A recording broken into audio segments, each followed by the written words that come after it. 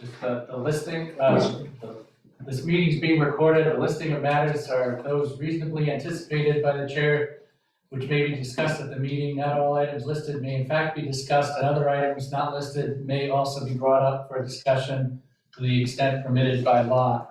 I'd like to call the March 21st, 2023 Finance Committee meeting to order. Before we go next, I'll turn over to, take a vote. We don't need to vote to that, do we? To open? Well, don't they have to introduce themselves?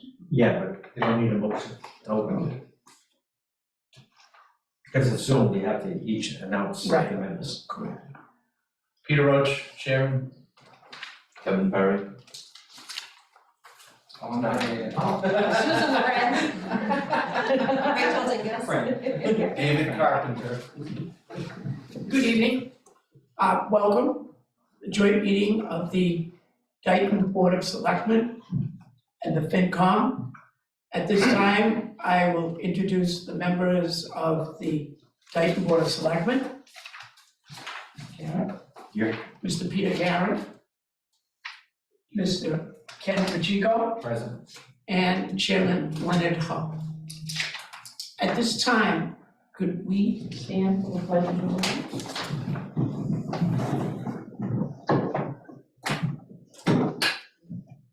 Allegiance to the flag of the United States of America and to the republic for which it stands, one nation, under God, indivisible, with liberty and justice for all.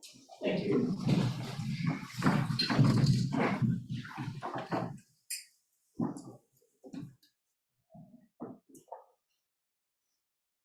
And the FinCom does have one separate order of business before we get into the joint meeting. Chairman Wilks?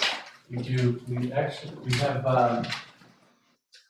some minutes that were sent out from the February 2nd meeting.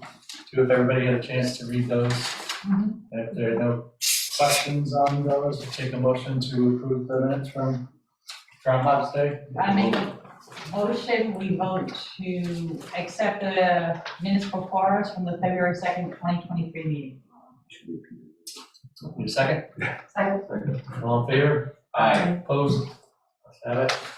The second item we have, we've got one open seat on the Finance Committee, and someone has reached out as far as having some interest. Fairly new, not fairly new, but a newer resident. And I asked him to come tonight so we could talk to him about filling that possible seat. I've already had a chance to talk to you, so I don't know if you want to tell the other members a little bit about yourself. Yeah, I'm happy. So my name is Jacob Stevens. I live at 751 Council Oak. My wife and I moved in last January. We bought the house. My background professionally, I've been in small business finance and HR for 12 years, mainly in the employee benefits finance space. We moved here and bought the home and really want to get involved in the community and help out, and I thought that this would be a good way to do that.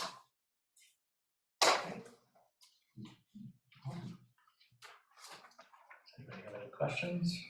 Okay. No, I'm good. He lives in my old neighborhood, so. I get real familiar with I it. know. You get to know everything about the town very quickly. Yeah, I know, it's No, crash course. I mean, I did the same thing, you know, when I first came to the town, I did the exact same thing. In fact, that's where I moved. This was my first residence when I moved to Dayton, a household from me. So, no, I certainly appreciate the fact that new residents come into town and want input. And it's the best way to be involved and kind of know what's going on and have a little bit of say in what happens in the town. It's a growing town, we've got a lot of growth right now. And we need, you know, new, younger, good minds and people that are fresh to the town. Yeah, I have a 9-year-old daughter and I got a 9-week-old son. So I'm a little invested in what happens. Exactly. You know, that's huge, so. Did you have any questions on responsibilities for the Finance Committee? I don't think so. I think, you know, from our conversation and then, you know, from speaking with people, I have a very good idea. But no, excited to be here and listen, learn, and, you know, kind of go for me, so. It's not bad, it's only 3 or 4 meetings a month, so. I think a year. No, it's good. It's all good. Well, this would be the first time, probably 5 years that the Fully committee's been staffed. fully, wow. I don't have any other questions for Jake, is there, if no one else has any questions? No. Yeah, happy to answer anything.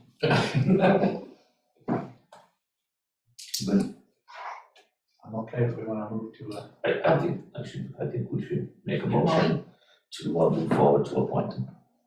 I'll second that, if you're making the motion. I did make the motion. so all in favor? Aye. Opposed?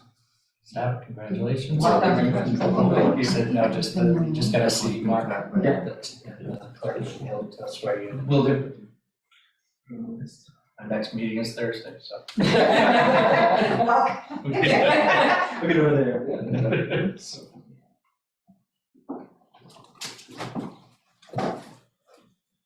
Like, that's the end of our additional.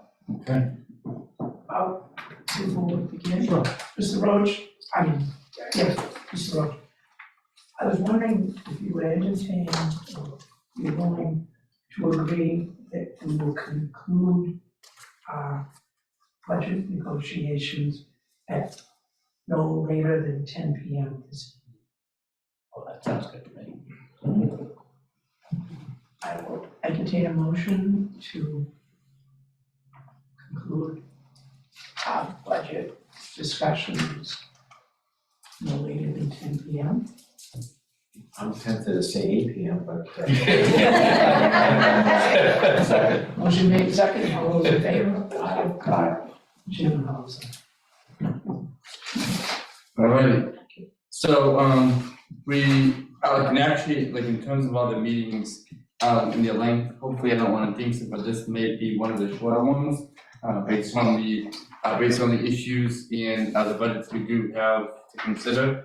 We do expect, BP to join us, as well as the Aggie as well. But, if we can really, start, if it's okay with both boards, just an overview of the proposed budget, expenditures and revenues, that really, in our opinion, really make, the budget, construct work that we're going into, and actually using to plan for, the FY24 budget. So I like to walk through things with PowerPoint, as I think everyone knows by now. So, actually, starting from the top, we actually began our budget process actually looking at the current year revenues and how they can inform the FY24 process beginning last November, once we had a full quarter of revenues for FY23 in. That brought us to the beginning of the FY24 budget process that has really followed the timeline. Ian is following the timeline that we outlined at the beginning of this year. And as we know, we're going through this process now for the next 2 or so weeks. Both boards, both the selectmen and the FinCom, will have the ability to meet individually in the month of April, and then reconvene in late April, early May to hopefully be able to decide and come to final recommendations on all of the budgets in the warrant articles that will bring us to a June 5th town meeting. Just in terms of how, like I mentioned, that we do begin planning for every fiscal year based on taking a really good look at where we are with revenues, and how where we are with revenues is really is everything that informs how we go forward. So as I mentioned, efforts to plan for FY24 have centered upon conservative, zero-based justified budgeting as we adapt to, and we continue to adapt to, as we continue to adapt to fiscal conditions and challenges that are really being shaped by outside factors. We have had a very cautious approach for FY24 revenue and expenditure planning a cautious approach, but a very realistic approach. Especially with the first year of the BP school building project debt service being assessed.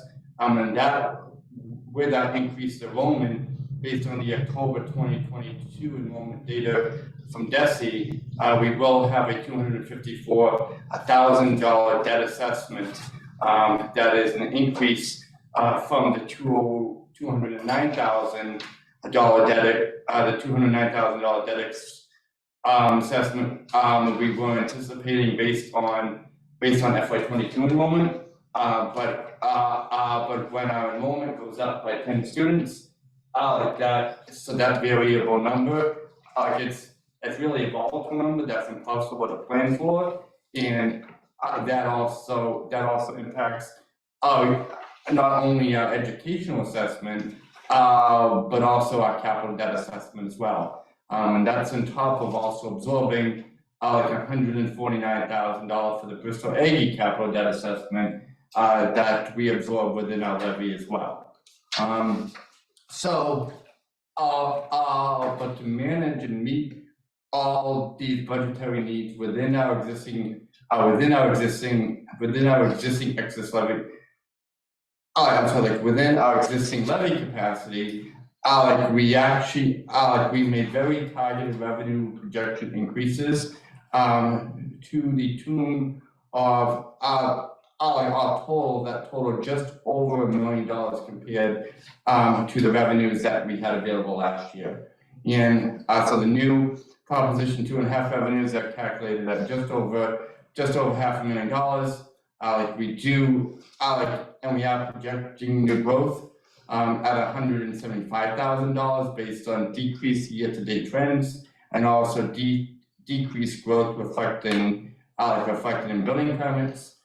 We also, on a very related note, in terms of our license and permit revenues, we're actually projecting them to be flat, and holding even going into FY24. After we downgraded them over the last 2 years by a total of $380,000. That was a pretty big dip we took from the high year in FY21. We also, when we fully applied last year's final state budget numbers, we have a $50,000 net increase in local aid. We do have, even though the vehicle market, is still really viewed as being pretty volatile, we do have an ability to raise our revenue projections in excise by $100,000. We also have, based on the increases in the transfer station fee schedule, we have an ability to increase those revenues by $25,000 at this time. And we also are projecting $35,000 a year in new cannabis revenue from One Connection on William Street, based on the year-to-date trends we're seeing this fiscal year. So that is helpful news. And as I mentioned a few moments ago, we're proceeding this year as we updated the FinCom and everybody in December, and at the February 2nd meeting, we've been proceeding with a zero-based budgeting model and planning for FY24, which really centers on three things. And we really brought this home really to everybody in planning for FY24 that the budget represents a plan, and we need to treat the budget as a way to plan for the next fiscal year. And everything that we're going to do as a town within that year. It also has the impact of rationalizing and justifying proposed budget requests and appropriations. It allows all of us really to more clearly evaluate appropriation and need for building our budget. So we we talked about the revenues, that is making everything work, and talking about where, what, we're being faced with expenses. The initially proposed fiscal year 24 town operating budget is a fiscally responsible, structurally balanced budget, with a projected excess levy capacity of around $200,000. Like we expect over, the coming weeks, it'll go up and down based on all the adjustments that we anticipate being discussed. The proposed education budget increases, which include the capital assessments, those increases are proposed at $907,000 of the the total $1.1 million increase in expenses going into FY24. And that's why I mentioned FY24 expenditures initially proposed to increase by $1.1 million over FY23 levels, driven by cost increases, especially those outside of our control. So I already mentioned the $907,000 education and education capital assessment costs. We have a planned scheduled increase in the Bristol County retirement system. One sec, I just have people in the waiting room, sorry.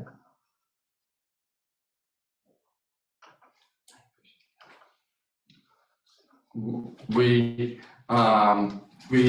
have a planned scheduled increase by $150,000 in with our Bristol County retirement assessment in FY24, and that is based on the state approved funding schedule to fund our unfunded retirement liability by 2034. We have a $13,000 increase in trash and recycling pickup and disposal costs, and that is on top of last year's increase of $113,000 in that area. We have a approximately $13,000 increase in insurance liability costs to fund a cyber insurance policy. You may remember in November of 21, this will be before that, we didn't have a cyber insurance policy. We had a special town meeting article that took us actually to the other day on March 16th. We have the ability to absorb that cost for the remainder of FY23, but we do have that $13,000 increase for that reason going forward into FY24. We have a $20,000 increase in health insurance cost, which we were really concerned about, but thankfully the Southeastern Municipal Health Group, which we belong to, only had a 1% increase in premiums this year. We also, in our current FY23 budget, and also we're anticipating in our 24 budget as well, we've been seeing pretty significant fuel and energy cost increases in our building utilities and in the highway and public safety departments, and some of the things that make all this work in terms of the offsets. This year we're realizing decreased retirement separation costs. It's thankfully been a really good year with snow and ice, so we're seeing a pretty significant offset there. And we also have some breakage that have happened from our FY23 retirements as well. So just really wrapping up, and of the net $1.07 million increase in year-to-year available revenues, as I mentioned, $907,000, or 85% of our annual revenues, would be dedicated to meeting education in educational capital debt assessment increases. So obviously, from a strictly financial standpoint, we are now very much seeing a slippery slope for education, and education capital budget will be crowding out our ability here in Dayton to fund core town government functions and deferred capital needs. And so like as we look and plan towards FY 24 and beyond that to FY 25, like we're gonna we're gonna need to continue to do all this in mind. We're looking at exactly how we cut, can we structure costs where possible. We need to examine any opportunities we can to streamline costs. We need to continue looking at opportunities for shared and regional services. But based on this in the room, in which we're quickly running out of, I do believe that at this point we should continue to discuss, like a debt exclusion for the BP capital assessment, which, as I mentioned earlier, like really is completely variable based on changes in enrollment and is extremely unpredictable. Like we need to look for opportunities to generate new revenues. And also, we have a lot of one-time funding sources that are out there that have been mentioned as ways to deal with BP and to deal with a lot of operational costs we have. But I really want to caution against that, because as soon as we go down that road, we might be plugging part of a hole in one fiscal year, but really what we're doing if we do that is we blow that hole up in the following fiscal year and beyond. And I just really want to, really try to thoughtfully address these issues, so we don't use these one-time funding sources to, really blow us up into a structural deficit that we really are gonna have to scrape and crawl out of in the future.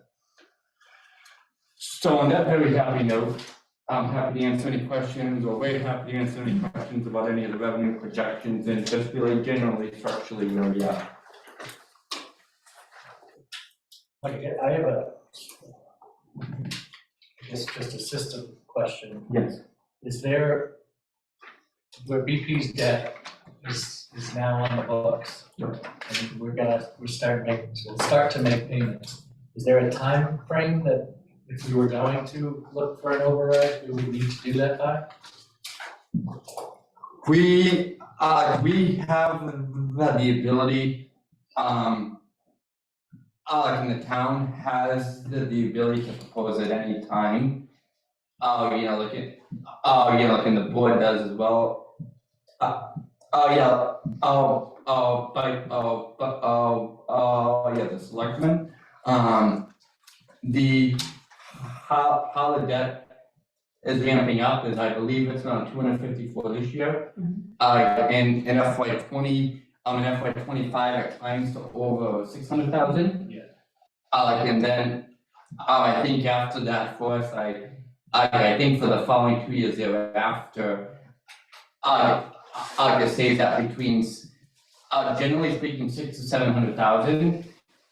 Before, in I want to say 3 or 4 years, it ramps up and will stay at the high 800s based on our enrollment now.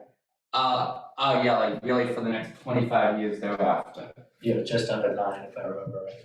Yeah. Yes. So the town, does have the ability, to propose that really anytime in the next 30 years.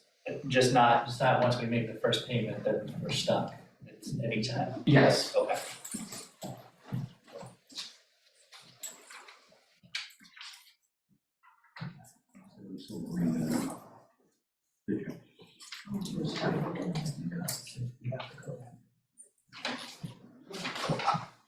Any other questions on any of the revenues or like the general budget parameters? The Bristol County retirement, that's now enforced, that's on the town, they've pushed that out to all the towns now. Like that's actually based on a schedule that's approved by PERAC as well, so this, it's on a calendar, like, and we can actually see in the forecast how that increases. Okay. And so this $150,000, even though it was less last year, we've always known going in to 24, that increase would be here.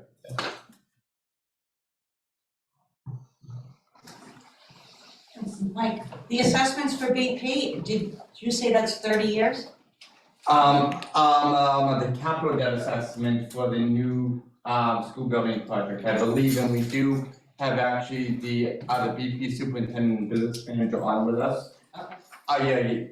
Yeah, to discuss the BP budget, including this as well. So, yeah, so they can probably talk way more, eloquently and probably convincingly on this than I can. And what about our assessments for the Aggie?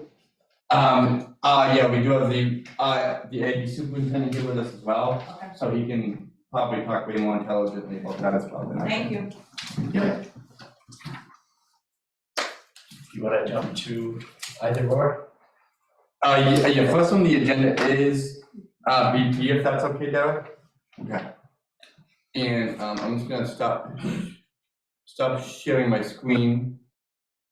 Okay, and, we do have, Dr. McGarry's and, Nadine Rose as well. With us, you able to hear us, guys? There is. Good evening, everyone. Thank you for having us. With me, I have Nadine Rose on the other Zoom call to go over the budget. I did hear some questions, but let's just go over the full budget. Our FY24 budget is an overall increase of 13.2%. That does include the ban, which is the bond anticipated note. Otherwise, it would be at 3.4%. And if we look at Dayton's assessment for FY24, your minimum contribution is $1,133,281. Regional transportation is $81,032. The capital with the band interest is $254,121, with a total FY total budget of $1,468,434. Sorry. So that's the overall assessment. It did increase from last year. You did have 9 more students than last year. You had in October 21, you had 103 students. This year of October 22nd, there were 112 students in the program with an increase of 8.7% enrollment.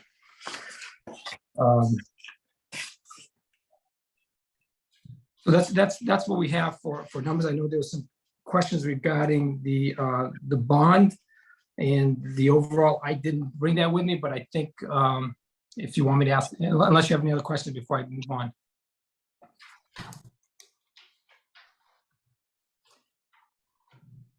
I can say that it is for 30 years. I can clarify that. Hi, everybody.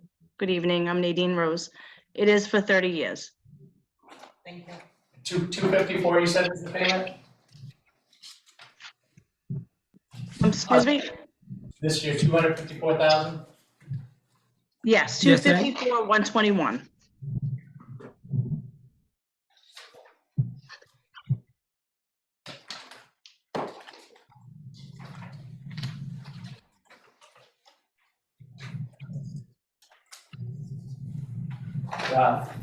Freetown starts next year or this school year?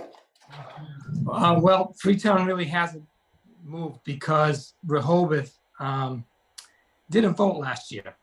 And they promised me that their vote is coming in May. They put it on docket. So unfortunately, I can't bring it to the state. And so we're waiting. And it really, you know, at this point, I can't say whether they'll vote yes or no, only because it's unpredictable, right? And it requires unanimous, approval. And so far it's unanimous, so that they could support it, but we have not heard. We have to wait, unfortunately.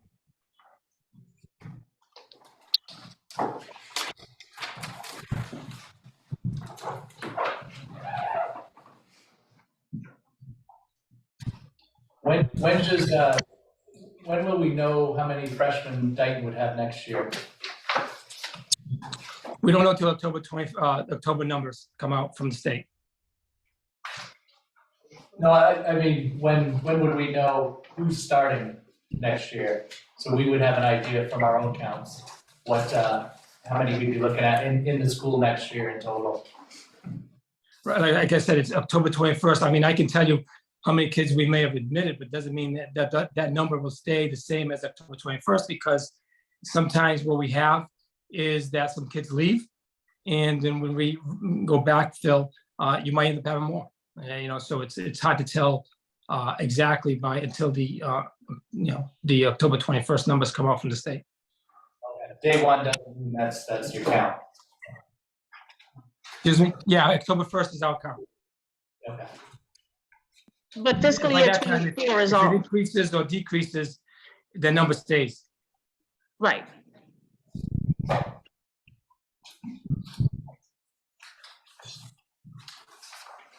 One of the things that we've had an issue or something that's come up at DR over the last year was the amount of E&D that they had sitting on the books. Where do you guys stand on that? The amount of E and D, did you say? Yes. We're at 5%. We have the full 5%. That's our only means in case of emergency. If we had something happen to our boiler or our roof collapsed, we don't have the ability to go back to towns and ask for more money. So we keep that 5%. We try to keep it 5%. Some years, we drop down to 2.5%, 3%, but we're at 5% certified as of right now. And we are actually, for fiscal 24, we are putting in $100,000 from E&D to support this budget. Can you save me from doing some math? What is 5% of your budget? About 1.2 million. 1.2, and then 100 of that is coming back into this year's budget? Correct.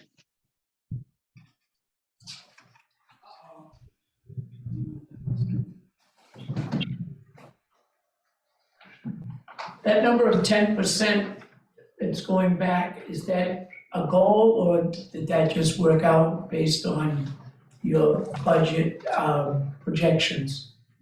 The 5%, the 5% that we're allowed to keep? I'm sorry. You were putting 100,000 to help reduce your total budget cost. Do The you, revenue, yeah, the 100,000 is the amount that we need to add as a revenue source to support the budget that we've developed for fiscal 24. I understand that, but is that just one need, or do you plan that accordingly? With so much of your need will always go back towards the operating expenses. We always plan, and we plan, we're not asking, we're not asking for additional support for our budget. This is a minimum contribution budget. And so in order to, and this is one of the things that the school committee, requests us to try to do anyway. And this is a way for us to support our total budget, whether it's salaries or any additional that goes to the budget. And that's what we're using to balance it out. Yeah, the assessment for Dayton is 4.6% of our budget. So we only ask for minimum. We haven't asked above anything. So if we need anything above, we would put in our own from E&D. Thank you. Thank You're you. welcome.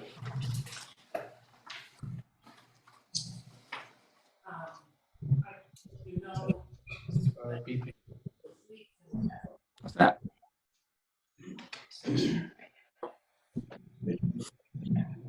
Like we're all set with BP.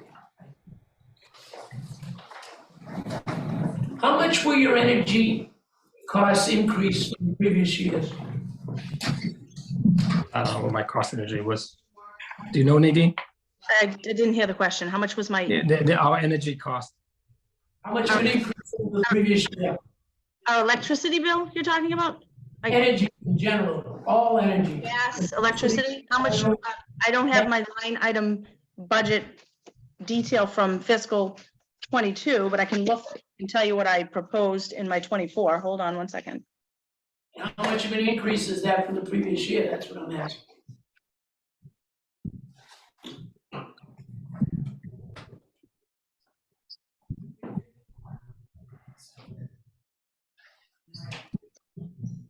Okay, for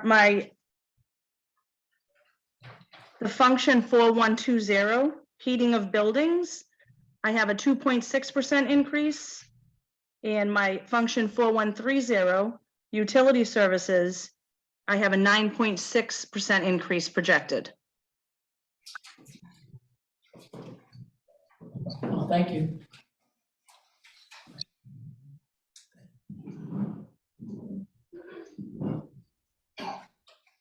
Would you have a dollar amount on that? To an increase, overall dollar increase from the previous year for energy? Yep, hold on. Thank you.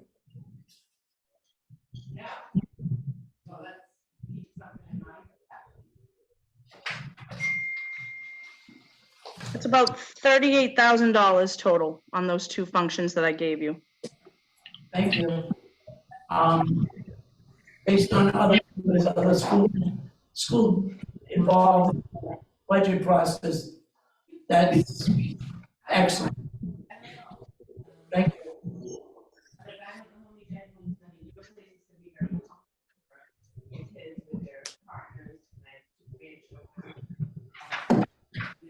Any other questions from the other ones?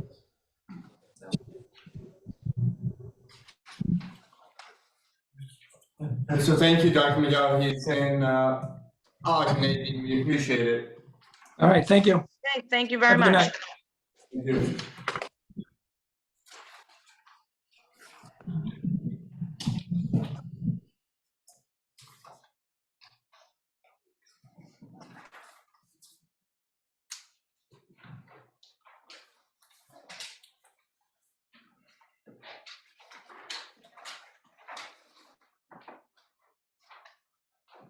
Just so the board would understand, the DR increase was $1 million. In energy? What percentage is that? I'm not sure. Increase? When we talk about DR. What's that?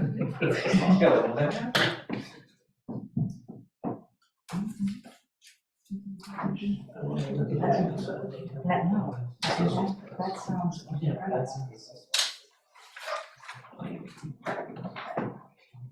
Is, BP is a TMLP, right? Yes. Okay. Which still, $38,000 $1 million. That's. I'm So surprised because that school maybe compared square to footage the, larger. They run a lot of equipment in that school. So their energy increase or not, they at all. So, yeah. Significant increase in that. what's that question? Yeah, that's great to know. Not an increase in that. No. Do we want to jump into, the Aggie? Sure. Yes. Do you have any energy increases there? I do. I figured that question was coming up, so I was doing my calculations while I stood here. No. In all seriousness, thank you for having us here at the, on the Aggie here. I guess I'd kick off by saying that the opportunity to be able to be with the FinCom and the select board members and the town officials that were here, it's actually a treat for us because we are at the end of our completion of our project now. And you've been part of our family the entire time, so thank you. And we appreciate the efforts that that the town has done in helping us through the process, most specifically for our building committee and agency, and been very helpful in the permitting process and walking us and guiding us through, so we're almost there. So, glad to have you. Yeah, appreciate that. So on the finance side, so I'll wear a couple of hats today. I'll wear the hat of the superintendent and I'll wear the hat of the business manager for today's conversation, so hopefully I can be able to get to both. So I'll kind of nail down on some of the preliminary numbers that we had sent over to the town administrator. I think it may be in your packet now. As always with the Aggie itself, we vote a little later. Our board of trustees schedule in place typically is at the end of April and May I'd like to present to them a tuition increase, which we've presented to the towns, our 20 cities and towns in county, and then obviously our 13 that are out of county itself. We usually try to give the cities and towns an opportunity for a projection every year, anywhere between $200 and $400 per pupil. We're sitting at about $3,200, $3,217 right now is our fiscal year 23 number per child that we're assessing for tuition. And that's, we're looking at an increase between $200 to $400. So that will put us at about $3,617. Dayton has grown. I sat here 2 or 3 years ago and had a conversation, I think, with the FinCom and the select board around the per pupil number. Dayton in FY 22 had 12 students that are joining, and 23 steadily to 16. And then this upcoming fiscal year, our October numbers, we bill new readers. So our number for October 1st of 2022 is 25 coming this year. So that's great. It's for us, it's wonderful because it's the sending community that is right in our town itself is an enormous opportunity for us to get all the children here. So if we're looking at a potential increase in tuition, that number would be about $90,425. That's the tuition assessment. If we do have the increase of $400 from that period of time. We are finishing, as I said, the end of the school building project. The last 2 years of the debt assessment that we've had in place have been set at about $59.79 per pupil. By finishing the MSBA project now, we're in the position now with the executive board with MSBA to conclude an audit. We have to go through the audit process for most of your project schools. You're at 95% of the overall completion. You need to finish your project documentation, complete audit. They hold on to that 5% retainage that they have in place of what that may possibly be reimbursable to us. When that does play itself out, hopefully before the 30th of June, we'll have a better understanding if that 5% is going to be returned back. And that does make a differential in what our final bond is. We did bond out for the 30 years. We hope that we bonded a little bit of additional funding in place, knowing that we have potentially that gap of that audit. If we don't need that additional funding in place, then the number of the per pupil on that schedule will drop. We're sitting again at $59.79 right now. I told Michael as the town administrator, I said, hold that number for now until we can finalize our remaining audit process. I want the towns to feel comfortable to at least have the money in the budget allocated in place, and if there's a chance that that number goes a little lower. And that number is dictated, so if I play that number out between the 25 pupils that we have in place at the $5,979, it's $149,491.50 is the debt assessment portion. So the debt assessment is $149,491.50, and the tuition with that $400 increase is $90,425. So our hopes is that we'll have in a better position in fiscal year 24 that schedule for the next 30 years in place. We do have we do have a number that we would be at, but I'm conscientious because I want to make sure that that audit is completed and we have the opportunity to sit back with the cities and towns. So that's in presentation of that. I hold that as a figure for the per pupil amount. I'll stop there for questions on the dollars before I cover anything else if there's any questions at all. Just out of curiosity, I mean, $3,600 a student. That's great. What percentage of your budget is the majority of the budget paid for in different ways because you're an agricultural school? Then Yeah. Even BP, who would take that cost per student too? Yeah, so what we do, we obviously are just in the formula, the Chapter 70 formula, not to get that to that with the minimum, is for net school spending in place, but we are funded greatly. We're looking at almost a $900,000 increase because of our enrollment jump. We've been steadily and conscientiously making sure that we're not growing too quickly. So it's about 48 to 50 students per year. And our strategic plan really is around 48 to 50 every year. And we're in year 2 of year 4. So yeah, our growth has been about $900,000 on the Chapter 70 funding. We're at about $4.9 million is funded from Chapter 70. Our minimum contribution makes up about another $4.99 million. And that has grown about $750,000 because of our per pupil amount. That minimum contribution is coming obviously from the county. That county is obviously coming from the taxation process for the cities and towns. And then we do, our tuition makes up about, in county, makes up about 1.5 million. So if you look at the overall budget, when we sit through the overall budget itself, including assessment in there, our overall budget's around $17,600,000. 1.5 million of that is tuition. So we have to make up a good difference about it in chapter 70 and without minimum contribution. And we do have a few other operations in place where we have some revenue from the farm, our sales, not a ton, it's about, we budgeted about $70,000, comes in about 94, 95 at times, and that's from the sale of the mill and other products that we have in the last. I hope I answered your question. Yeah. Okay, of course. You mentioned over the last couple of years that basically the Dayton students have doubled. Is there, I know you guys don't target specific schools, but is there anything that you do, especially in this, now that you're looking to grow the 50 students a year, is there anything that Bristol Aggie does to try and grow those numbers? Yeah, so our admissions process, similar to probably other admissions processes, has been reviewed by the state, so we're in a blind perspective. We do our interviews, which counts for our scoring rubrics in place. We're looking at academic grades, attendance, et cetera. We've been very fortunate. We only have 171 spots, and I say only, it's grown by 48 in the freshman class. We had over 600 applicants that applied. And so, yes, the building does make a huge difference in our population of individuals that will apply to the school. I think to your question, I think the most important part for us for any school district is access.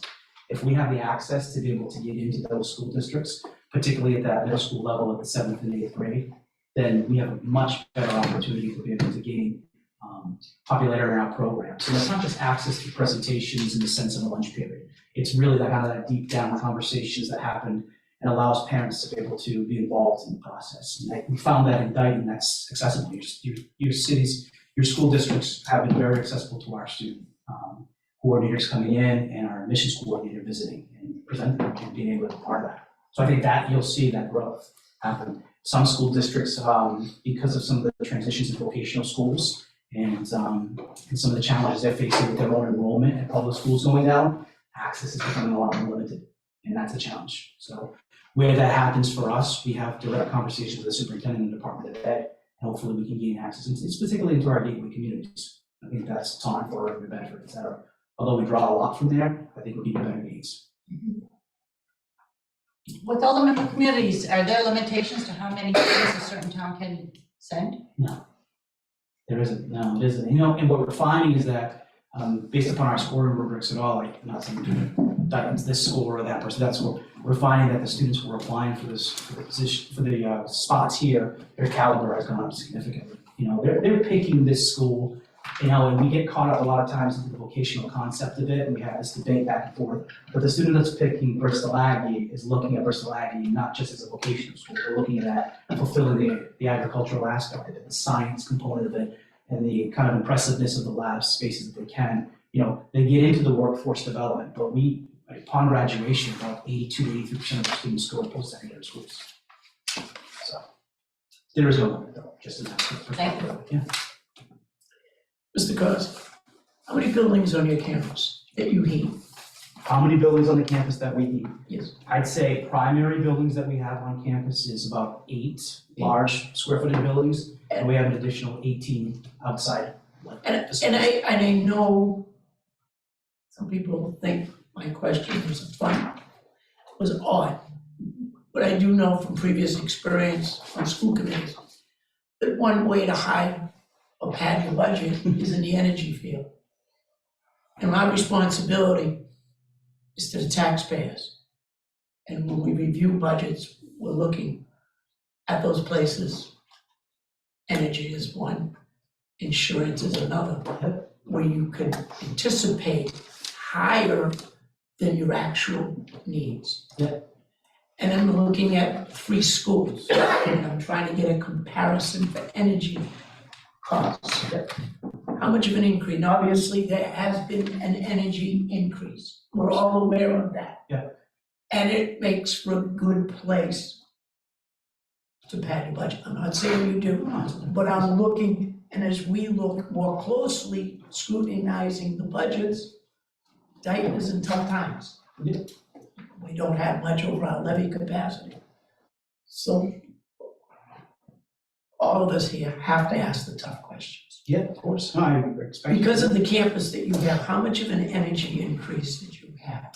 So last year, so fiscal year '23, our budget was set at $430,000 for all utilities, electric, gas, water, et cetera. This year, I'm expecting it to be about $552,000. So about 100,000. Yeah, about 100, yeah, about 110, 120,000, 21% increase in For an inflation. 8-building campus. Yeah, and I think one of the challenges that we faced also too is, so if you flash back to FY '22, right? And you look at the square footage of facilities that we had comparative to what we're heating and providing for electricity. This was part of our energy modeling process that I had worked with the Board of Trustees. We knew that we were going to increase significantly. We did. We knew that not only the energy increased, the cost of energy in place, but our square footage completely changed. You know, we added an additional 70,000 square feet in multiple areas. And we knew that regardless of our buildings being energy efficient and LEED certified in certain areas, and we'd have better efficient systems in place and others that we can actually manage through building management systems. Before we couldn't. A lot of things were in a pneumatic situation, on and offs were that done that way. We're doing a great job of managing those, but we knew those costs were going to go up. So it was about $110,000, $120,000 more. To your original question is about, you know, and I by no means do I take it that way in adding it. I do an energy modeling every year. I look at my utility budgets and I take my water, my sewer, my gas, my electricity, and I model that month to month to month. And I look to see what that increase will be for the next fiscal year. And I try to look at what that projection is because I don't have the flexibility to have a lot of wiggle room in those. And I think where the benefit is going to be for our school is we'll receive some benefits on our solar project. I think that will offset some of the work that we'll have. We worked with, obviously, the Board of Assessors and the Select Board in place to kind of walk through that process together collectively. And I think that will help us in future years to yield some efficiencies in our solar. Yes, it's a leased property, and yes, in that sense, it's there's some offsets to the solar company that they'll have. But the credits that, or the savings that we'll have will be helpful. What will be really helpful is in our dairy barn, which will produce about 193,000 kilowatts. The whole building will be in a position, will be a net zero building, and we can start offsetting some of the electricity costs and issues in some of the other buildings. So some strategy behind that. So yes, on the modeling, I have to try to be as disciplined as possible to make sure that we're hitting our mark. Can I ask, you said you increased 70,000 square feet with the new building, so that's obviously gonna contribute. What percentage of square footage increase is that for the adult school? I'd levy on the amount. I would say if I count the entire outside facilities and buildings in place for it, I would say we'd be about 30 to 40% increase. So 30% increase of square footage and a 19% increase of, so it's pretty good. Yeah, we expected it. Honestly, we did. As much as efficiencies, yeah, we did. As efficient that we want to be with our facilities itself, and we are, our future years will probably be even better. Because I think our first year, I remember we were in construction, so we were using facilities when they were not supposed to be used. We were over at CSC, the Center for Science. We had it completely loaded at that point in time while Gilbert Hall was being renovated. So this is our year now to get a better understanding on how to be able to use our facilities much more cleanly. And fiscal year '25 and moving forward, I'll have a better understanding exactly what those numbers will be dialed into.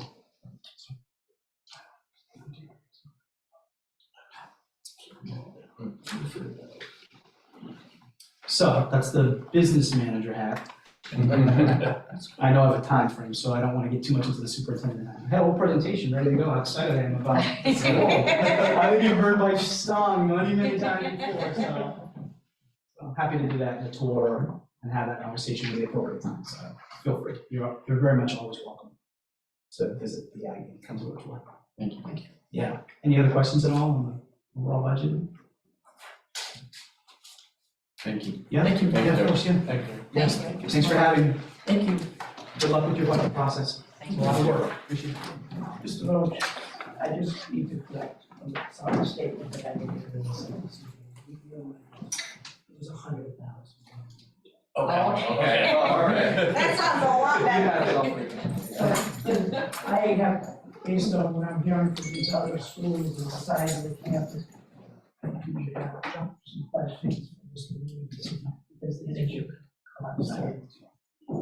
The building is 5. Yeah,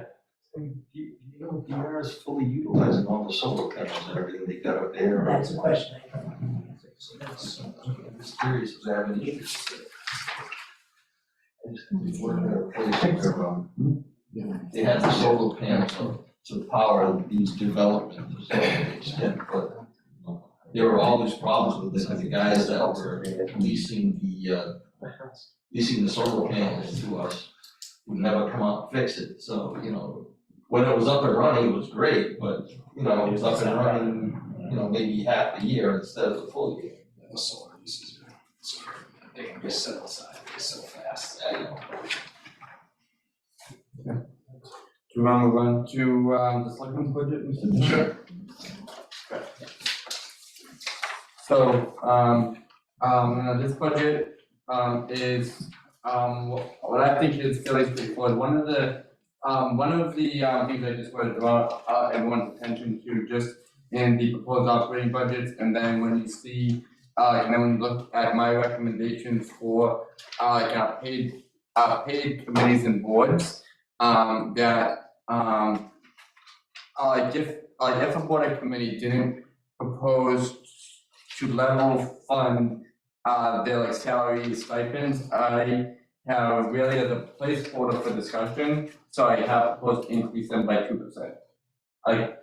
Just so we come back to that issue and hopefully are able to address it as part of this process.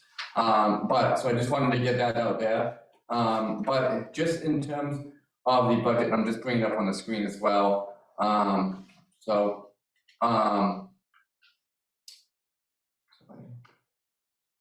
Okay, so the salary for the chairman and the members is it's straightforward based on the departmental request. In my recommendations, the salary for our 2 employees, the executive assistant, half of her salary is in the selectmen's budget and half of her salary is in the town administrative budget. And both the executive assistant and the administrative assistant are contracted employees, so they do have an employment contract. And 5131, the overtime line is level funded, and that is based on 1.5 hours for meetings every other week for the board's executive assistant. And we come virtually every year we expend that, and sometimes we go over into the overtime line in my budget as well. The $10,000, the $10,885 for professional technical, that is broken out for registry of deeds filings. For workers' compensation insurance meetings, that we need to attend to each year. Last year we made an investment in the executive assistant becoming the town's human resource coordinator. She's actually looking to get her SHRM certification, which is a really valuable certification for a human resource professional to have. We have the participation in the MMA annual meeting every January. We have our Kristen medical that is for pre-employment physicals in drug screening for our employees. We have MMA classes for training at 800, and we have a survey and engineering component of all that. We actually have an issue. We have an issue right now, where hopefully by the end of the fiscal year we'll be able to close on the 3 Main Street properties that are currently owned by AstraZeneca, that town meeting gave us approval for actually almost 2 years ago now. And so that type of surveying and engineering, funding and that funding that line makes those type of projects in the consulting and the technical assistance we need to do those things possible. The communications line is fairly straightforward. Those are real costs for the advertising for like annual town meeting, special town meeting, job postings, procurement issues and postage. We have a communications commingled line. That is the line in which we pay all of our Verizon, our Comcast and TMLP bills. Based on trends and modest cost increases, we're proposing to increase that by $3,000 there. We have, I believe, a pretty static office supply number. And how I mentioned the increase in priority for training and HR training, that we've been placing a priority on, as well as travel for the MMA meetings as well. And then we have the dues and subscriptions, for MMA, for MMHR, which is the Human Resources Association, the share I mentioned, Taunton Area Chamber of Commerce, Zoom meetings. Like I knew I was gonna get hung up on the CC annual fee. That's I forget what CC stands for. Then we have the membership in the American Arbitration Association.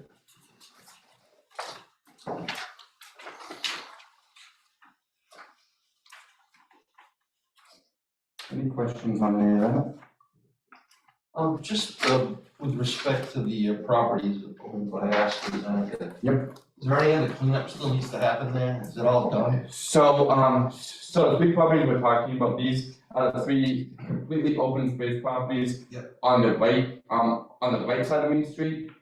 And they don't deal with anything on the left side of Main Street. Yes. So those properties are completely a whole different animal. Okay. And that cleanup is being managed, in coordination with the EPA. Yeah. Very good question, because it's Well, yeah. I've lived here a long time. Yeah. I remember ice. Yeah,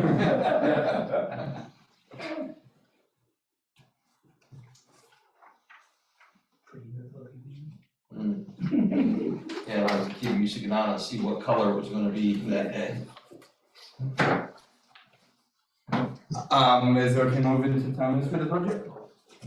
Okay. Hopefully this is even more straightforward. And like 5105, is my salary. And I thank you in advance for continued support. I have to say that. As I mentioned, like 51, like 11, it's the other half of the executive assistant's salary. I did, and I followed up with everyone earlier. I am proposing to bring the overtime and additional hours line down by $500 based on how we're managing that in the current fiscal year. The 5161 that represents contractually negotiated stipends that I have in my contract. Vehicle reimbursement, the professional and technical. I am MCPPO certified. I do have my recertification coming up in the next fiscal year. That has a cost of $500, and plus 3 classes at $200 each for the MCPPO recertification as well. And 5340, $800 for my town provided cell phone, and $3,876.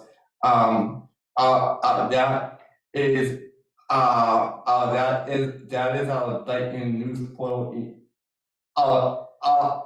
Townwide communications charge. So that 3876 is actually split evenly between my budget and the police and fire budgets. That cost was actually as part of this budget process. It was redistributed from the selectmen's budget and into of each of those three budgets being mining, police and fire.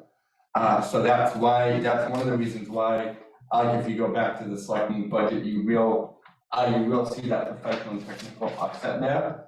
I think that is actually one of the reasons for that. And then in the 5370 dues and subscriptions, it just represents my membership as part of the Mass Municipal Ministers Association, the Small Town Administrators of Massachusetts, and the Greater Boston Purchasing Consortium, which we do a lot of our procurement to as well.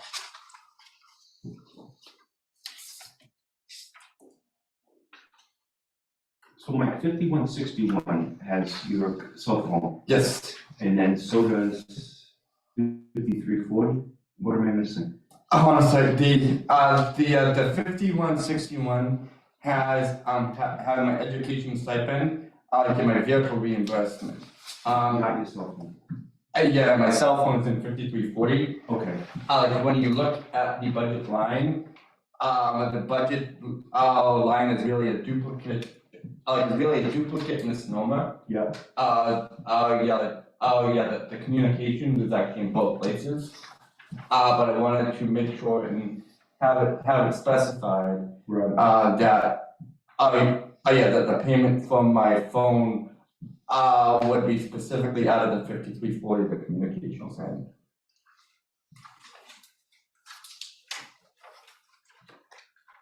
Like you said, it was the professional and technical line on the board of selectmen, Yes. but that's moved to communications on yours, fire and police? Yes. Okay.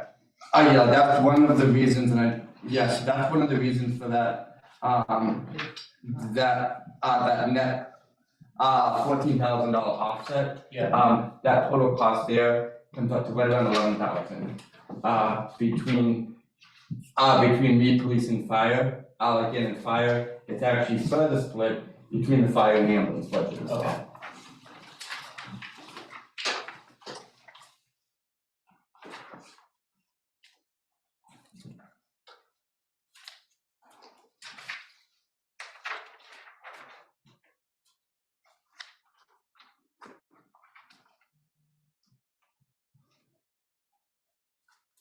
Any other questions on that?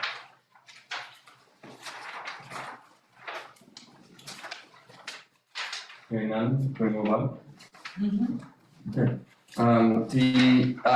The town, and I just wanna bring up the zero-based budget for, is that like miscellaneous? Yeah. Yes, okay. The town meeting costs, they are very much through costs.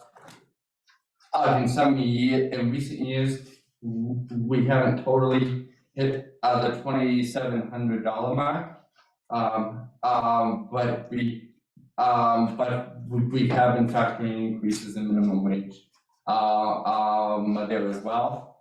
And one of the variables in the off-duty police budget is the cost regularly fluctuate based on the officer who actually takes the overtime shift. So that's those budgets.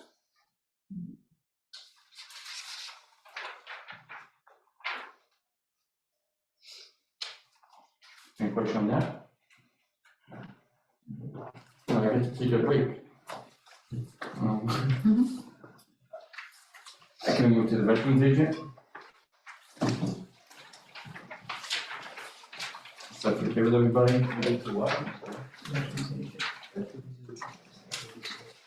And that's Monday, 543. 543.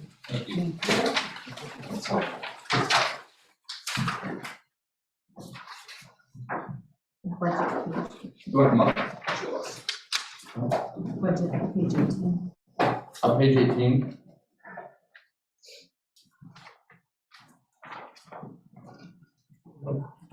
Hi, Mr. Hay.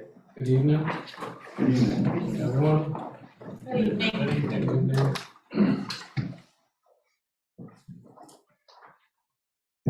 Take it away. Oh, okay, so, You have before you the proposed budget based on zero-based budgeting. There's been some changes. I think you all know the line items, so if you have any questions, it'd be easier for me to explain your questions and try to create some. I should adopt that model.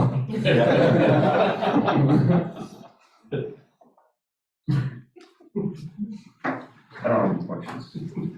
Actually, I noticed there was a decrease, significant decrease in veteran grade maintenance. Why is that so? Well, basically, the town supplies the burials for veterans. They supply the plot and they supply the burial. And then for a spouse, it's $500, so that wouldn't come out of my budget. And we haven't had any burials coming out of my budget. Although we could, if we had a chapter 115 recipient request burials, then we would be into that, but we haven't used that line item, so now I've been here almost 2 years, so I'm getting a little bit of historical knowledge of the budget, so it's not necessary. No, thank you. And Mike's looking for nickels and dimes, so. Oh, yeah. Always We like all are, right?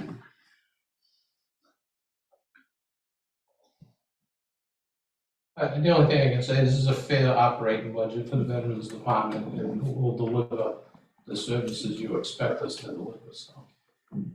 So you don't anticipate any overtime then? I see that's been. Well, they put it in there, when I came, we reduced the hours from 18 to 12. And I knew that the veteran population for chapter 115 was reducing because of the older veterans were losing them, unfortunately. Okay. So we tried that, and they put the 2,000 in case I needed it. I don't need it, so Oh, that's good. we get the job done. The veterans' benefits have really been, it's really a big decrease, 25,000. Yeah, we're down to 3 veterans that are on that program. You all been here a lot longer than I have, so maybe 10 years ago, you may have had 20 or so, and they've been declining because of World War II veterans. And we left enough room in this budget in case we need to bring on 2 or 3 more, or if we have a burial. If we do have a burial on chapter 115, our liability would be 4,000, so that goes fast at 4,000 a burial, but there's enough in there. So it was a good time, and I think over the last couple of years, you've been reducing it slow, which is a good thing, because if you did it too fast, it may, some veterans may say, what's going on, you know? And we've increased a little bit of the civic events we're having for veterans. We run the breakfast, we have the Memorial Day, and we're thinking about getting into some type of cookout in the summer, so we might be able to get that done. That's in the budget also.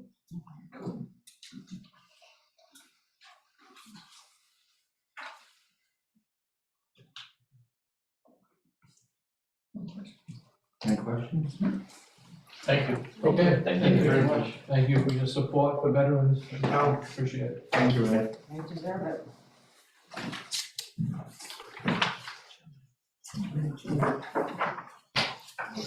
I just want to know for the record, we are running ahead of schedule.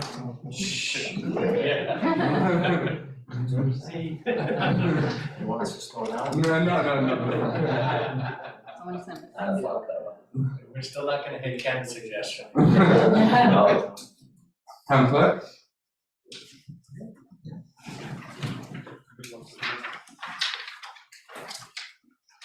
Well, I like the way the veterans agent did it, so I guess, start off similar. It is zero base, so hopefully, yeah. I'm here to answer any questions.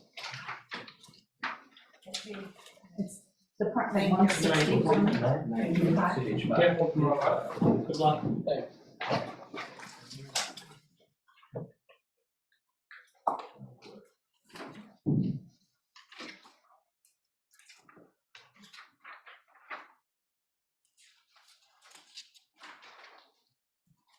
And, only question is the sick leave bonus. That's, employee retirement. per its contractual, Okay. CBA.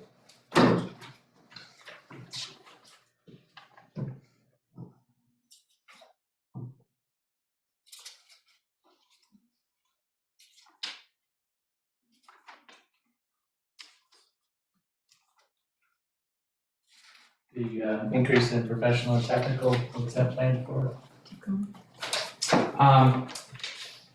To find vital, town reports, so we haven't they haven't been bound in 5 or 6 years or so we're ready to do a new book. And we have vital records that need to be put into vital record sleeves, so it's just to kind of start going back in time and getting them bound, because they're just in boxes and, so just hopefully if I can do that every year, get a couple more books and keep going backwards, because they're all getting older, so that's what it is, but, I think the big one is getting some book binding done, which we haven't done in a long time. Mr. Pacheco, as I look at your budget, I notice dog licenses. Don't you charge a fee for that? Yes, as a future. So it still costs the taxpayers that much money? There's no way we could make that a wash? Or is, you'd rather not raise the fees?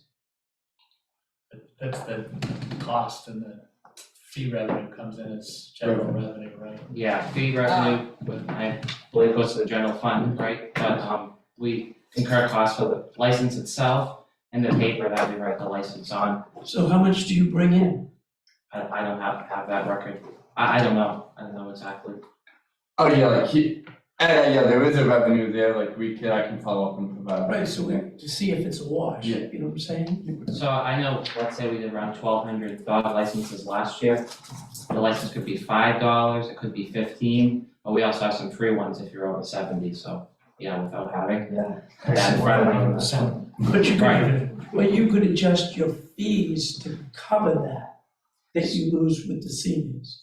I imagine we bring in more than what this is costing. Okay.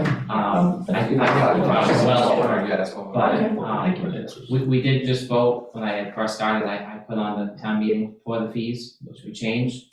And my feelings are on dog licenses, I hope, as long as I'm here, to never raise the fee, because we want people to license their dogs, we wanna make it as affordable as possible, so. The thought process behind it is, if it's spayed and neutered, it's $5, it's pretty economical, and 15, you pay a little more for not spaying and neutering your dog. But any more than that, it might deter people from licensing, so if you want to keep it reasonable, no problem. Same with late fees too, it was kind of confusing when I first started, so now we got one late fee instead of having, depending on when you did it. So we just have one standard late fee.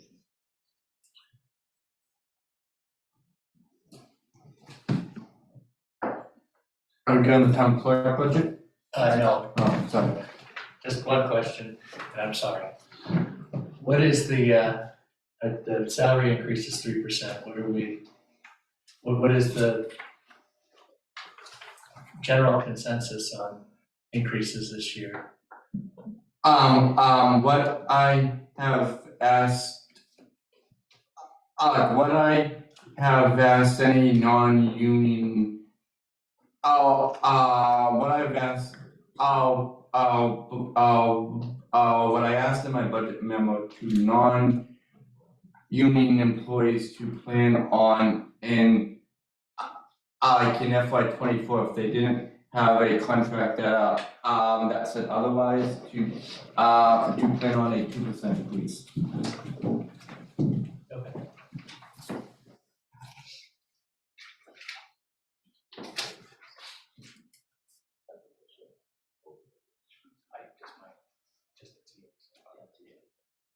Any other questions on our side for the clerk? I just wanna talk on education, just real quick. When I first started, I got $800 for my bachelor's degree. I was appointed, and then when I amended my salary last year, if you were here, I didn't amend it to include that for obvious reasons. It was hard enough to figure out how to amend something on the floor. And so I'm hoping, I think I'm the only department head, or actually anyone who doesn't get recognized for the degree. I know our union employees, our police, clerical, I think highway, I believe they all get their 800 for the bachelors, and then as far as department heads or contract employees, they all get it. So I think I'm just equity, just for fairness. I have it in operations management, I think it's relative to what I do, relevant to what I do, and that's why it's in there. Are these one-time payments? No, it's a stipend, and I did it separate, so you can track it. Okay. I think some people have it in their salary. It should be broken out, personally.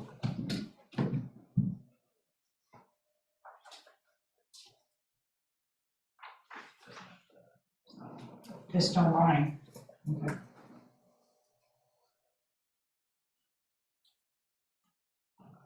Anything else on town clerk? That's all we have, Mike.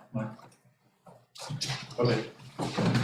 So, for elections, I just wanna say we have an annual town election as always, and we have a presidential primary for FY '24, so that's reflected in here. And we're changing the law to vote by mail, so there's a line item for that, and that number is just for the annual town election. So that's a new line item.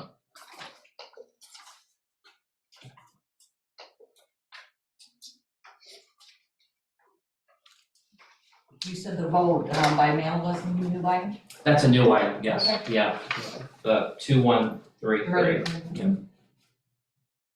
Is that everything, Mark? Is that cost of all processing it, sending it, mailing it, Yeah, everything? yeah, just for the annual, yeah. Okay. Yeah. When is the deadline for that? So this year we don't have it, but next year, the deadline to apply for a vote by mail is 5 days before the election. 5 days before, and you still get it? Well, that's the deadline you can apply, I can't guarantee you'll get it. We'll put it in the mail for you. Yeah. Very well put, thanks. Will they be available for walk-ins? Yes, yeah, we can absentee, and we have that for this election as well, if you can't make it on election day, that's noon the day before the election, so we're there that Friday for absentee. And line 5340, communications, the increase in that? Okay, I'm in ahead, so let me look. That's census confirmation mailing, Mark. Oh, census, yeah, Oh, the census. census, yeah.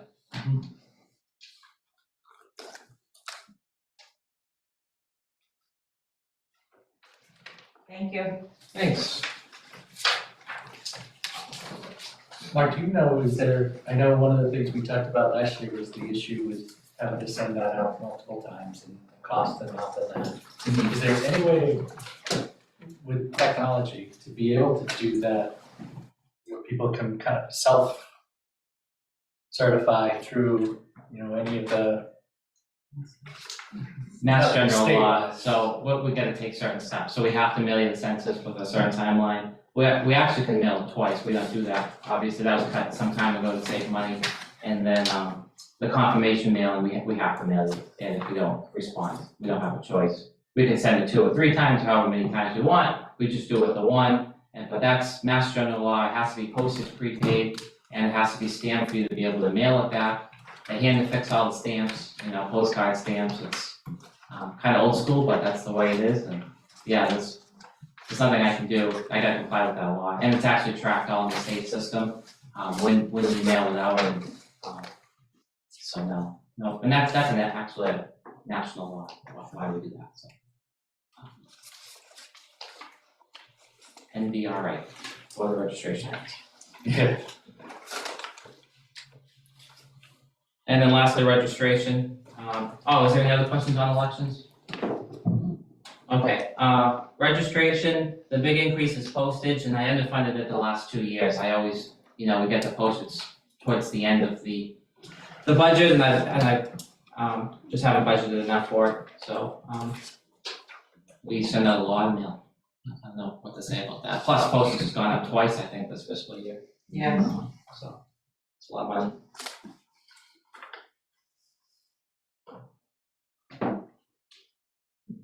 Forever stamp. Yeah, right. We find it. Buy a gross of those. Yes. One thing that's new in the law this year is the automatic voter registration. So now anyone who goes to the registry of motor vehicles, before was optional, you could opt in to register to vote. Now it's automatic. So we have people in town, I think there's about 700, but even if you are registered, if you don't want to register again, now no matter what, they have to transmit that data to the town clerk's office, and we have to compare your voter registration and what we have, so what the registry sent over, what we have, so that generates a lot of mail, because we're comparing and of course, we're getting all those people who chose not to be registered voters who now are automatically enrolled, so that's new as of If January. they're automatically enrolled, what choice did they get? Do they have any party affiliation at all, or is it just Unenrolled, unenrolled? and they have to come and see us to not be a registered voter. Gotcha. But the problem is if you go back to the registry, you have to come see It's me gonna every happen single again. time. Yeah, yeah. Well, hey, who doesn't wanna see you every 4 years, right? Right. Yeah. Oh, no, 5, yeah, excuse me. Right. We do it every day, it's great. Yeah.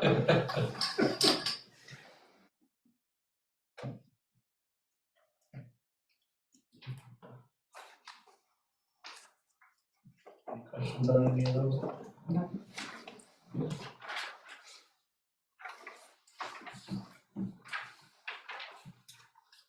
We'll move on to cemetery.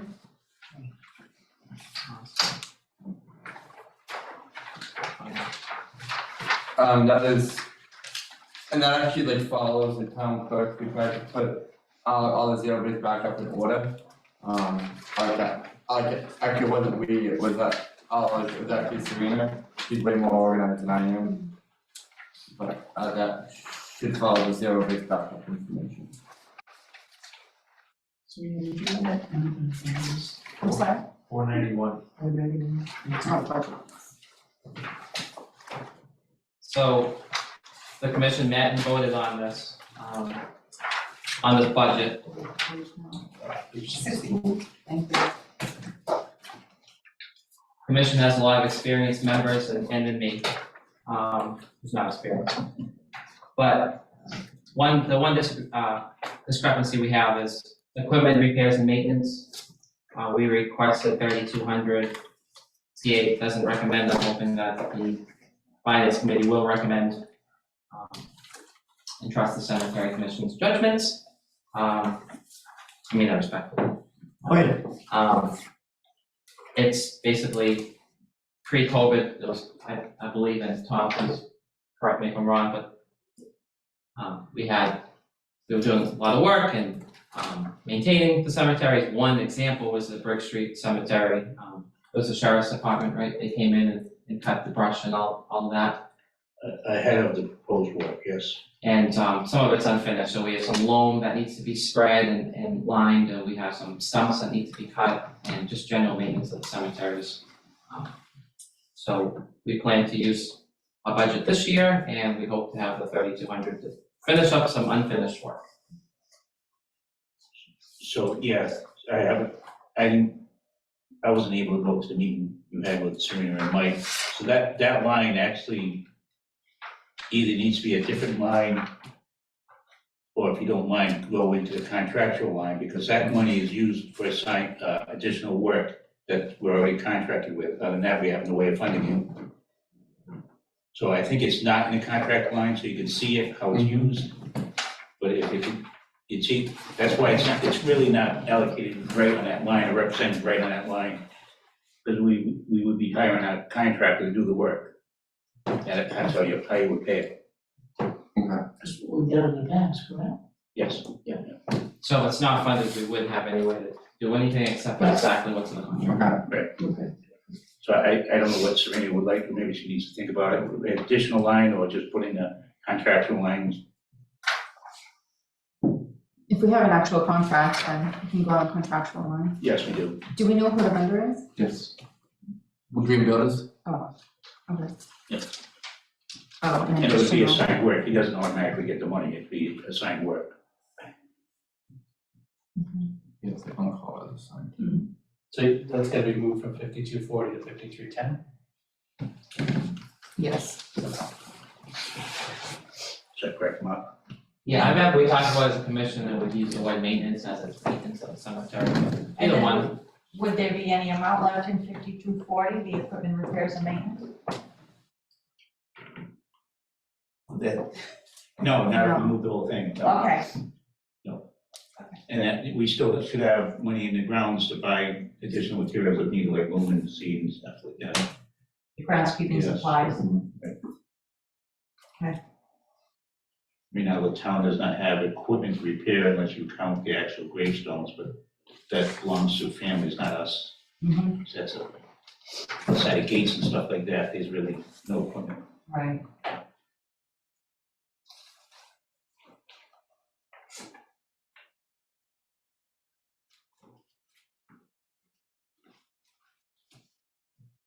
So the 32 plus the 21,740 is will be the mowing and the additional maintenance. Right, the sign work, yes.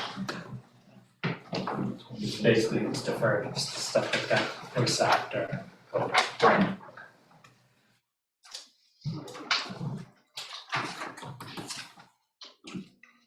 Any other questions on that? I think So I just have a quick question before I sit down.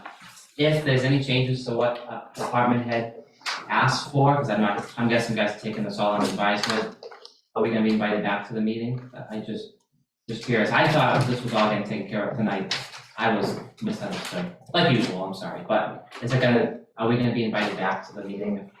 If you guys are gonna recommend it, the FinCom or the Board of Selectmen?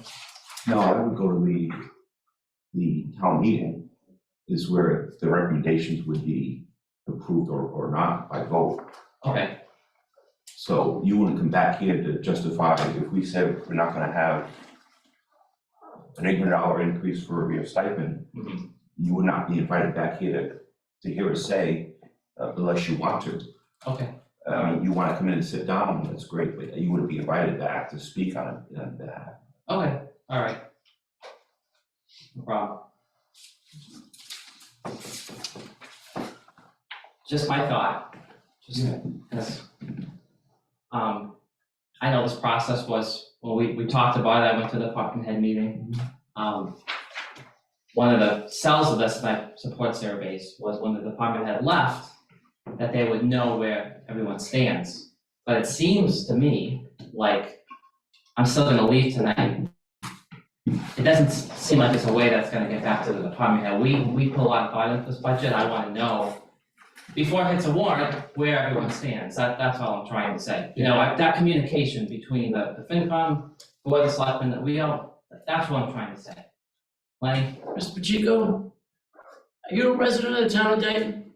think you know the answer to that? Okay, we have this thing called public input. Mhm. You can come in and defend what you feel is right, just like any other resident in the community. No, I understand. I just, We would never deny you that. my point is more that this whole process changed and I support it. I think it's exactly on point. But I was at the department head meeting. And part of this process was the department heads left, you know, they went to the Board of Selectmen meeting, they went to the FinCom meeting, they came back, and they still didn't know exactly where their budget stood. So my only feedback is, and I agree with all this, I think it's great, it saves us trips. Just keep the department head in the loop. That's all I'm trying to say. What I was trying to say. Right. You are well aware of what goes on with the public meetings and in the discussions. You have concerns. I can't speak for FinCom, but we meet every other week, so. Okay. Stop it. All right, I appreciate it. Thank you. Thank you. Mark, just to follow up on that, I mean, our understanding is that we were meeting tonight as a combined group to. Yeah, as an initial. Yeah, as an Yeah. initial, Yeah. to help you guys and cut down the number of late nights. Right. And that, once we're done with the initial, we'll be meeting separately to go over the budgets and make recommendations on our budgets for each line. Mhm. And really, we couldn't do that tonight because, we've got to look at the whole picture before getting down to the individual lines, so. I agree, I understand that. We will I mean, definitely, you know, if you can always email me, we'll try and keep you in the loop, but. Thank you, I appreciate it. Yeah, that's not really criticism, it was just, I just saying where I'm coming from, that's all. Thank you.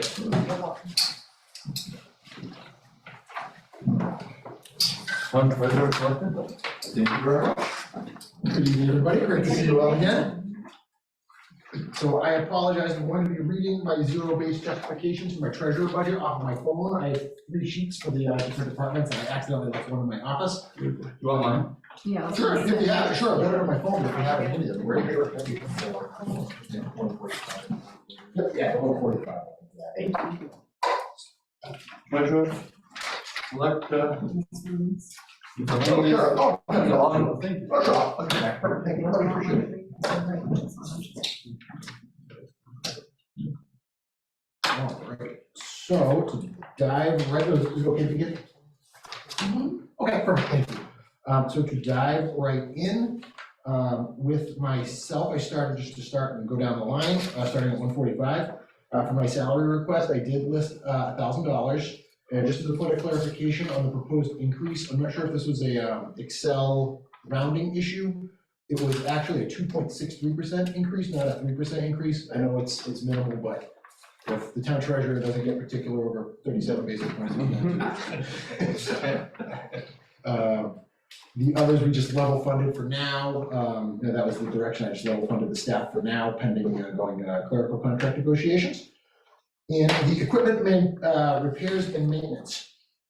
This is not tremendously used in the past. We have not had many major expenses. It didn't feel responsible of me to budget nothing for it, given that we are responsible for 2 printers, a Pitney Bowes machine, and multiple computers. Our most recent expense was in fiscal '22, where we spent $312.50. So I figured that $400 was reasonably close to our most recent legitimate expense without padding it for extraneous reasons. his office supplies is separate from that, so. Yes, yep, that's a little further down, exactly. Okay. For professional and technical, I've requested $16,000, of which is comprised our payroll software annually comes out somewhere between $7,500 and $8,000, depending on what services they render for us. I do pay for the town's FSA out of this plan, which is the flex spending through cafeteria plan advisors. This is paid out of that line item, which is $1,100. Additionally, I pay for the town mailboxes out of this, which is $340. I also pay for the Unibank fiscal advisory fee, which is $2,000 annually. This also pays for miscellaneous banking supplies such as deposit tickets, checks, bags. I am pursuing a POS upgrade. I am trying to bring the way that we process payments into the modern era. So I'm working on getting point of sale transactions so that people can pay excise and customers. I've priced out some of those machines that they run anywhere from between $350 and $650. Ultimately, I would like to get one of those, so I did include that in that budget as well. Now, will that pair with any of the software you currently have? Yes, yep, I do. I have a couple of different mechanisms to be able to process payments through that, yes. Yeah, we currently accept payments through City Hall and Lighthouse, which are our lockbox online payment systems. And I can modify the technology that we use for that to communicate with Radar, our tax software, without very much work. Okay. Additionally, I recently took a class with Vadar, and I was blown away by the capabilities of that software. That's our tax assessing, accounting, property tax software that we use. And currently, I don't feel like my office is using it to its full capabilities. It's a really robust program, and I included some additional training money to do that in my budget as well. Any questions on that line? All right. Moving down to certification of legal fees. This one really, what this is this is technically over budgeted, but I believe that it is for a good reason, and I'll explain why. What the certification of legal fees is the account out of which we pay the registry recording fees for things like tax titles, takings, redemptions, things like that. It's used to pay our fees. There were no, I wasn't in office yet, but there were no tax takings conducted for fiscal 2021. So, in the coming weeks, I'm going to be recording takings for fiscal 21 and 22, which is legal, we're able up to 3 fiscal years in a row.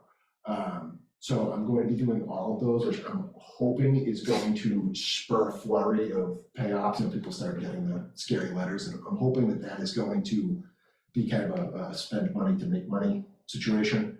So yes, those are the historical spend based on prior years is between $2,000 to $3,000. But I figure that given COVID-related land court delays, that there's one land court for the entire state, which is something I learned in the last year, which frankly blew me away. And with COVID, that has become very slow. We're hoping to see that open up and process more quickly. And I'm frankly hoping that that expense line picks up. Any questions on that line? All right. Postage. Postage, we send a lot of mail, frankly. Postage has gone up in the past, and also my office maintains the paper voice machine.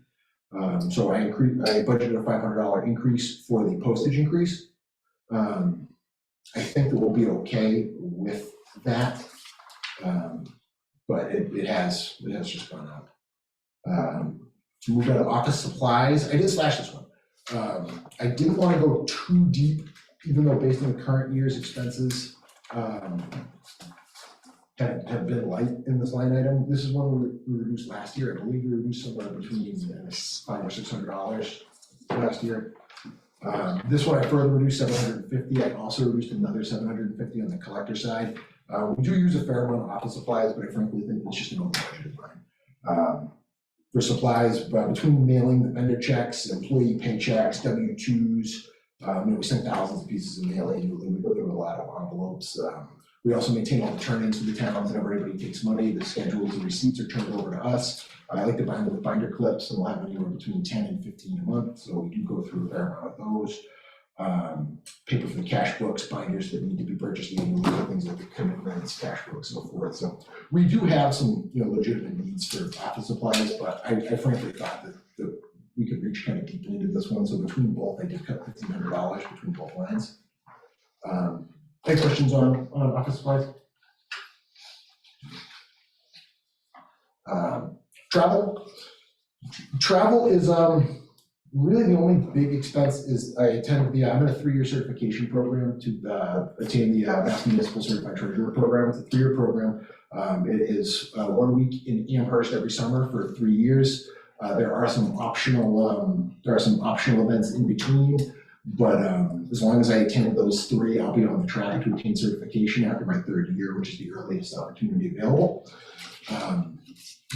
This number includes travel for the MTCTA annual school, several nights plus parking.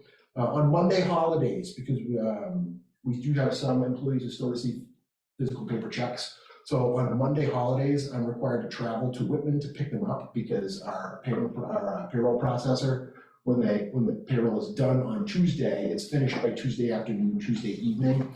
So if they put them on a FedEx truck or UPS and they have a carrier, they can't guarantee that people will be paid on time. And to me, that's not acceptable. I'll make sure everybody's paycheck arrives on time. So I do travel to Whitman.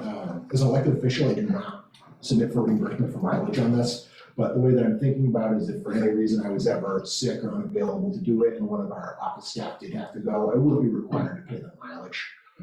I choose not to as my prerogative, but I did want to include it in there to make sure that we have the opportunity to do that a couple of times a year if for any reason they ever needed to. Dues and subscriptions, we don't have many. We have the MCTA annual school. We have our MCTA membership annual fee, and we're also a member of the Bristol County Collector Treasurers Association as well. So I do think that it's good to maintain, is a requirement as well for me to maintain on my certification path. And they have been, as a first year treasurer collector, they've been a really great resource. I can't say enough how great the MCTA has been to, when you have a question, to be able to ask a group of 100 people who, collectively between them have 900 years of experience between them. It really is fantastic. And I believe that rounds out treasurer.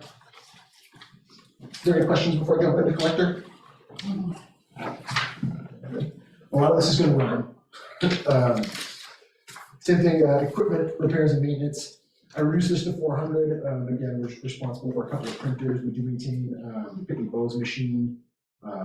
We have several computers. We've got a laptop as well. And as I intend to bring aboard POS and payment processing, there may inevitably be a technician that needs to come out and troubleshoot something a couple of times as we get up to speed. So I just wanted to be able to have the money in there. Rentals and leases, that's pretty much a straight shot. That one is a leased Pitney Bowes machine. The bill is almost exactly $800 a quarter. It's like $798. So it comes up to essentially $3,200 annually. Rather than pay that on a professional and technical or something like that, that just has its own line. Professional and technical on the collector side, you'll notice is a lot smaller. And these are for the most part upfront expenses that I expect to be repaid. Those are for things like tax taking newspaper advertisements. I'm required to advertise in the Gazette if we're going to be doing takings, which I know we're going to be doing some. We also may, so from time to time, we encounter other incidental fees. And if we ever needed a professional service, like a consultation for legal related to something for collections, because there are some pretty scary civil and criminal penalties for doing something wrong on the collector side. So I'd like to be able to have the opportunity to get an opinion if we needed it. I don't anticipate any issues, but just in case, I wanted to make sure that we preserve at least some professional and technical over on the collector side. Tax bills, I did request an increase on this one. The lion's share of that is just postage. We contract with a company to do our mailings for us. We do the preliminary annual tax, property tax billings. Town meeting approved an elderly and disability contribution mailer that needs to be included with the tax bills. We've got multiple motor vehicle excise commitments, demands, and warrants. Something that's not required for me prior to doing a tax taking. In order to do a tax taking, once somebody's delinquent, I'm required to send a demand notice. I call that the pink one, pink sheet. After that, I am not required to send a follow-up. There's an additional payment request called a warrant that I'm able to send, but I'm not required to. I can proceed directly to tax taking. For me, I prefer to give people every opportunity I can to not end up in land court. To me, that's a place of last resort, so I like to do the warrant as well. And again, ideally, that's an expense that comes back to us after folks pay. In office supplies, again, this is essentially just a copy and paste, honestly, from my last one. I requested the $1,250. I cut a corresponding $750 from there to match the $750 in my other line, which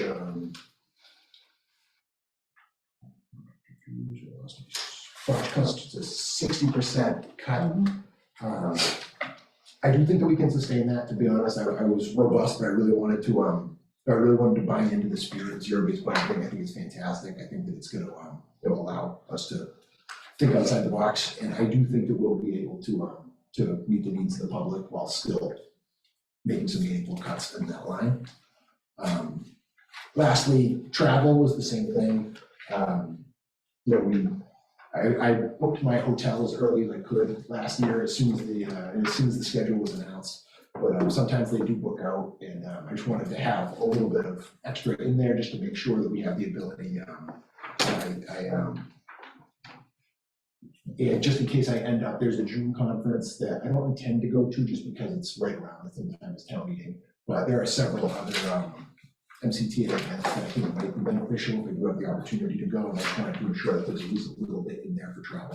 And then, like I said, if there's ever something that my staff wanted to do, I think that would be fantastic, but we'll be required to reimburse them for mileage as well. And then lastly, it's just again, dues and subscriptions, just $100 a month. And if the group is amenable, I also do have a couple of retirement and insurance line items that I'd be happy to skip to now if you'd like. You do tax title also? Yes. Yeah, that was actually the, oh, I'm sorry, I'll do that one first. So for tax title,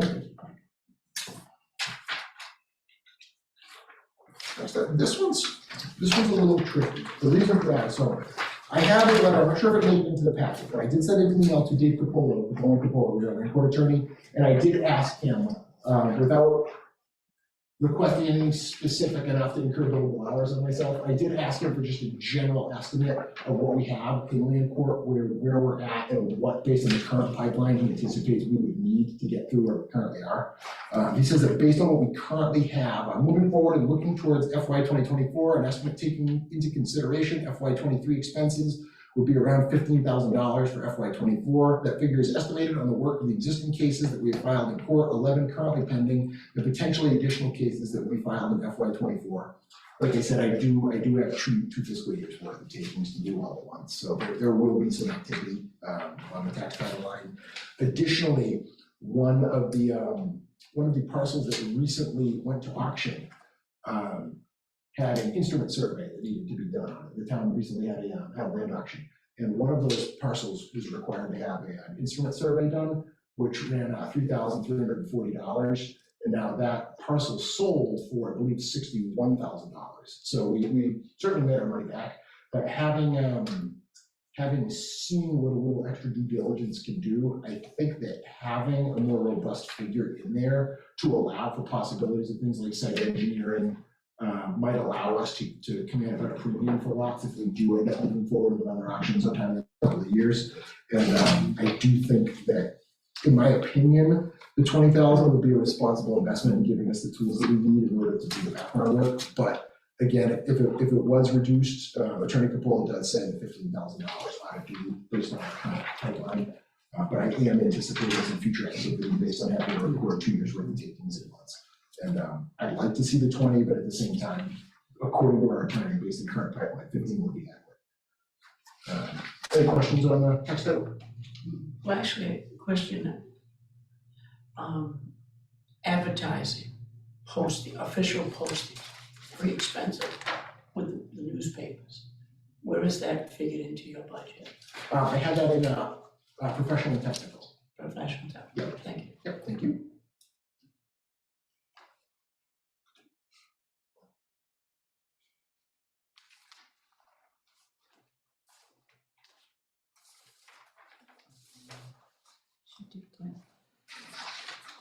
Would we be able to get, if it's okay with Commissioner Aguirre, just the other things on the treasurer's radar? Huh? I'm here for the night. Thank you. So I will jump right in, and please correct me if I missed anything or if I.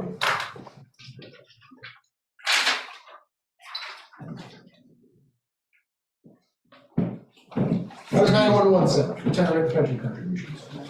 That's good. This is on the miscellaneous page. But it's also in terms of the budget, it's at the end. Page 21. Page 21.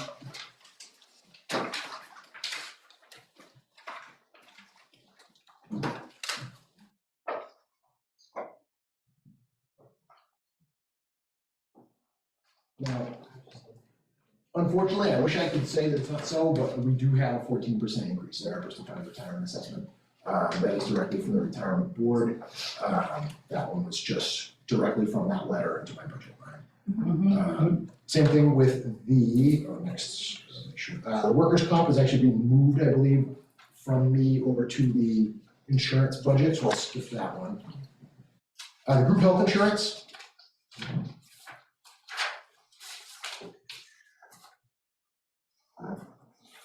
So I worked this figure out ultimately with Mike and Serena, who, as you can see, in 2023, we had significant, well, actually, I'll rewind a little bit. So if you go back to FY21 with our actual expenditures versus our FY22 actual expenditures, we jumped up quite a bit. And now in our FY23 budget, we did include a buffer there as well. However, if you go to our actual expenses, we spent almost exactly half of the budget by the end of that year. We did have a very significant amount of qualifying events, people who were previously either single, covered family plans, or are not insured with the town, picking up insurance due to a qualifying event. So that did end up eating into that buffer quite a bit. We wanted to make sure that we are responsible in the figure that we recommend, but at the same time, we wanted to make sure that we do have the ability to incur some of those qualifying events. We felt that the figure that we have put forth is responsible and conservative. One of the things that is encouraging to me about this figure is that we had last year several retirements where we've got people who are early retirees. So when we have an early retiree, they're not yet eligible for Medicare. They're able to retire, but they're not able to get Medicare yet. A Medex plan through the town costs the town portion somewhere around $280 a month is the town share portion of that. The town share portion of a family plan for a regular network value family plan is about $1,800 per month.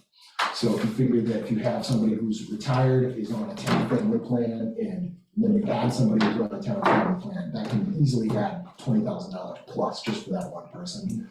And we do have some of our early retirees are turning at the age where they'll be Medicare eligible, which is fantastic. It's great for them. They'll save plenty of money. They'll also save the town money, which is the reason that we didn't feel the need to budget beyond this. So I feel that the figure that we've put forth is mindful of allowing us a modest but reasonable buffer to incur some known unknown, while at the same time, it is a little bit hopeful because we did have some qualifying events that we expect to be one-time events.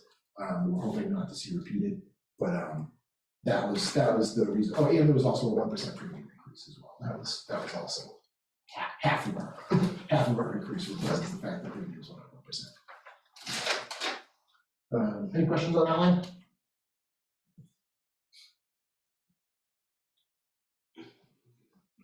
Move down to group life insurance. This I'm going to be meeting in the next couple of weeks with our rep for BML, which is Boston Mutual Life. This is for our required insurance. We're required to offer this accidental death and dismemberment policy. And the rate has not gone up in something like 30 years. And I received a call from our insurance rep who has sent us a couple of letters over the last year to warn us that, unfortunately, based on the actuarial values and such, that our premium is expected to go up at least 100%, probably somewhere between 100 and 150%. Luckily, it is a small amount. I did our GASB 45 for our insurance valuation, and we're insuring an average age older person than we were years ago. That's just, unfortunately, that's the name of the game in insurance. Medicare contributions, this number can be, and I expect to probably see adjusted at some point in this process. The reason for that is with the salary discussions being ongoing, we don't really know where all the increases are going to lie. And this is a flat amount that's just tethered to the total wages that we pay. So this has to go up at least by the amount that the gross wages increase over next year. But it frankly doesn't need to go up more than that. So this one I expect to probably see adjusted and revisited at some point. But for the time being, while we have things in flux, I've requested a 5% increase on that. And then lastly, OPEB. I think OPEB, especially in light of discussions around, say, our group life insurance increasing due to actuarial tables, I do think that investing in OPEB is a great idea. I think it's responsible. I feel like it's a requirement. They say that the best time to plant a tree is 20 years ago. The second best time is right now. Dayton is looked at as a leader in OPEB. I've spoken with Bartholomew, with our advisors, that we're actually an example community of the effect that these smaller dollar contributions over time add up and compound and really add up to a sizable, significant amount. And I think it's fantastic that we've made that commitment to our retirees, and I would love to see us continue the trend of investing in that.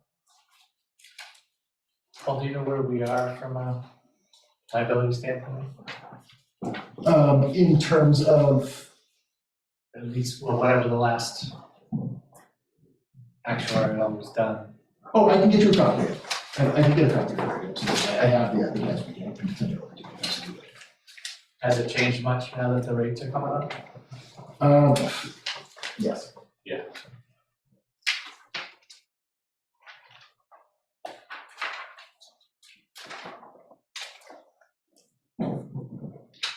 that takes us into everything you're responsible Yeah, for. I believe that. Oh, the debt call, I'm sorry. Oh, yeah, I'm sorry, I apologize. Maturing debt. And. Yep, so maturing debt on a long-term principal. So these two are just the clean water notes, it's the WPAT note. The Mass Clean Water Trust is $6,668 of it. Thank you. And the principal on the police station is $235,000. Again, that's just, that's the police station bond.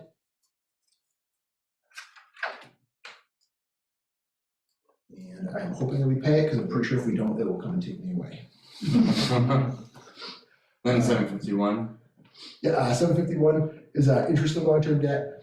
We've made a couple of, our principal payment has reduced the amount of debt that we owe, which is fantastic, which allows us to reduce the request on that one. And interest on short-term debt is my favorite item. And which we don't have any. And I think that will round us out.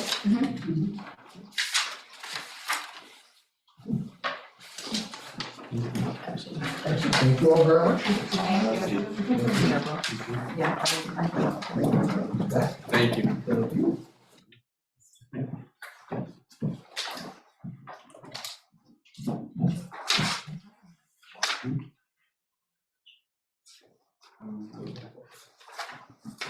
Good night. Thank you for joining us, folks. Would we be able to switch gears into building? If that's okay with everybody? Yeah. Want to say Department 241? Oh, yes, I'm sorry, Department 241.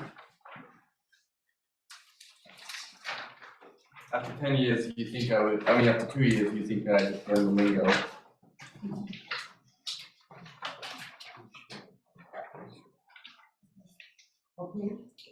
Thank you.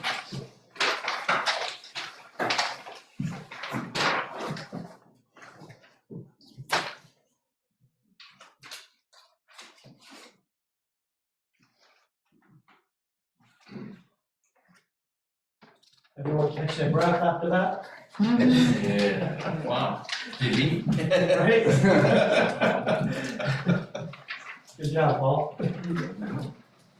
So I just want to note that everyone else came with notes and the building commission is relying on us to give them the information. No, I'm just making sure your numbers match mine. Oh.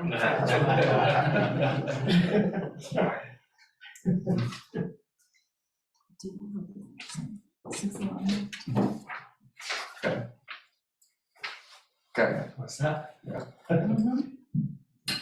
Hello, everyone. I know it's late, so we'll try and keep it as pithy as possible. I'll entertain any questions. I just want to highlight a couple of areas. One in particular was overtime, that was reduced, and communications was eliminated. I finally decided to, at the request of the town, sit down and talk about going to exempt status, which would eliminate any comp or overtime for me. Like, it's a great move for the town. The town's also going to provide me with a cell phone instead of me being reimbursed for mine. I also think that's a good move.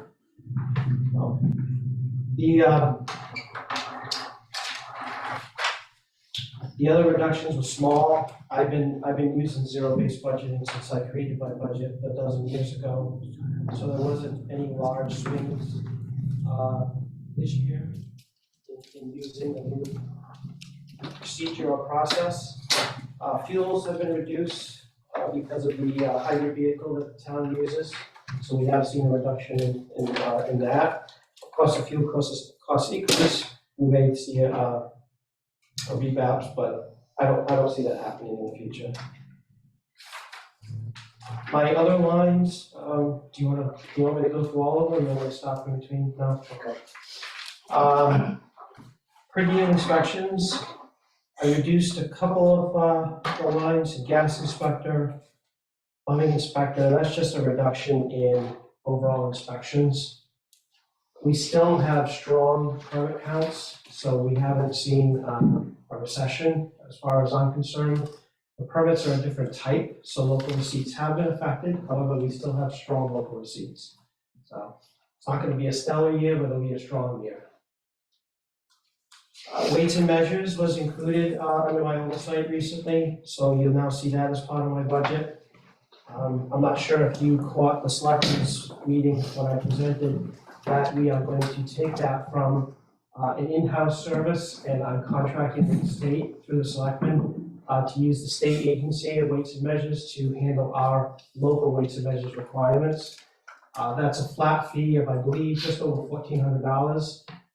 With that contract, we're also able to bill the local businesses and receive those funds. So that goes along with the way I've run the department historically, that the fees that we charge will cover the costs that we incur. So we're looking forward to partnering with the state on that. This will be the first year for that. And I think we're gonna serve the people well, and we're not gonna burden the taxpayer with additional costs or responsibilities of the weights and measures position and the equipment. So contracting with the states, they do all the inspections, Correct, we just collect the fees. correct, yeah.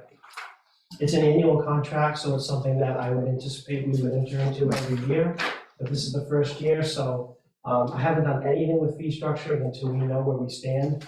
I do plan, I know you probably don't have my budget overview that I wrote, but I do plan I'm to. sorry, we can follow up, I apologize. No, that's okay. I do plan to visit the selectmen before the start of the new fiscal year to adjust my fee schedule. It's been over 10 years since I've done that. I don't plan on a complete revamp, but I do think 10 years warrants some modification to the fee structure, which will help both the local receipts. With that, I will also implement the weights and measures costs revenue stream, so. The department stays strong.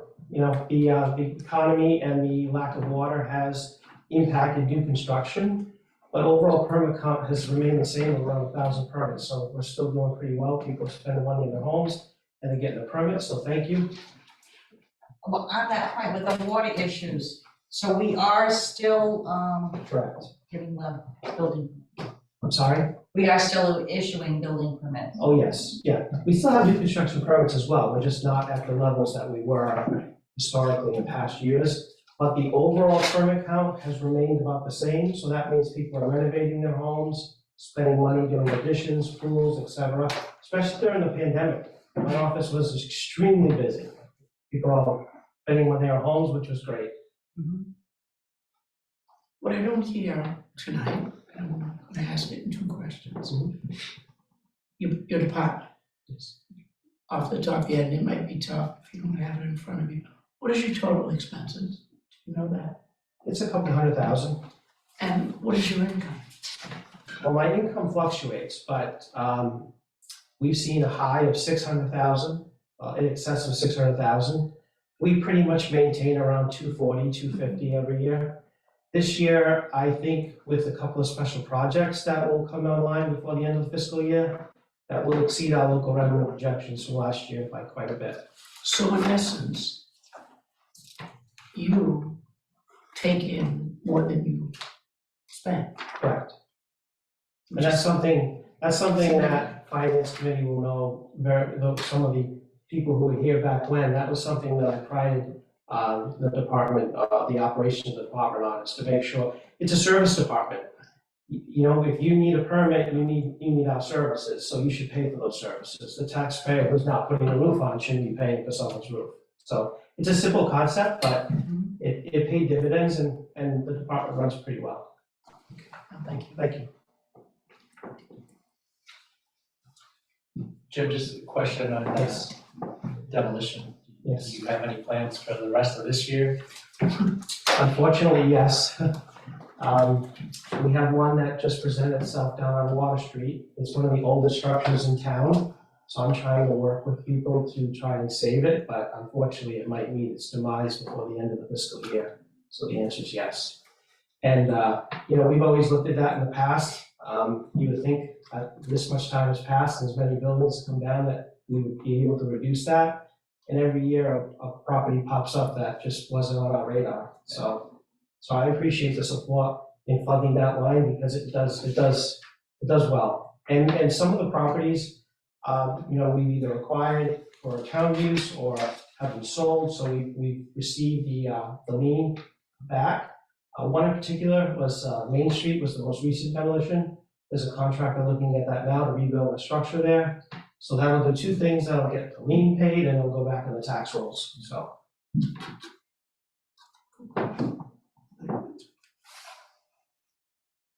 Any other questions for? Thank you. Thank you. But Jim, while you're up, you go through electrical, gas and plumbing, I assume. I touched on it. Okay, Yeah. alright. Would we be able to delve into public buildings now? Sure. Okay, so this is a budget 192. And. Sorry, I'm getting used to the page. And then the budget it is 8.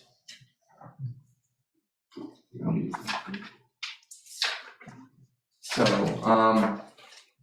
and this budget does, follow a theme that we heard earlier in the evening as well, which we, as a town, have not been immune to. But, so, sorry, I just lost my place. Okay, so, in the public building account, you'll see, that, we did, restructure, this budget internally, to completely separate, out from line, from I believe line 5230, into a new line 5218 to separate out the cost of the lease for the library modular. And that has an annual cost of $20,640, which we are anticipating needing to pay through FY24. We in terms of the energy for the town office buildings, we are proposing an increase of about $18,000 there, which is actually two things. Number one, it's actually a budget correction that reflects the true cost since all of our energy accounts are commingled in FY20.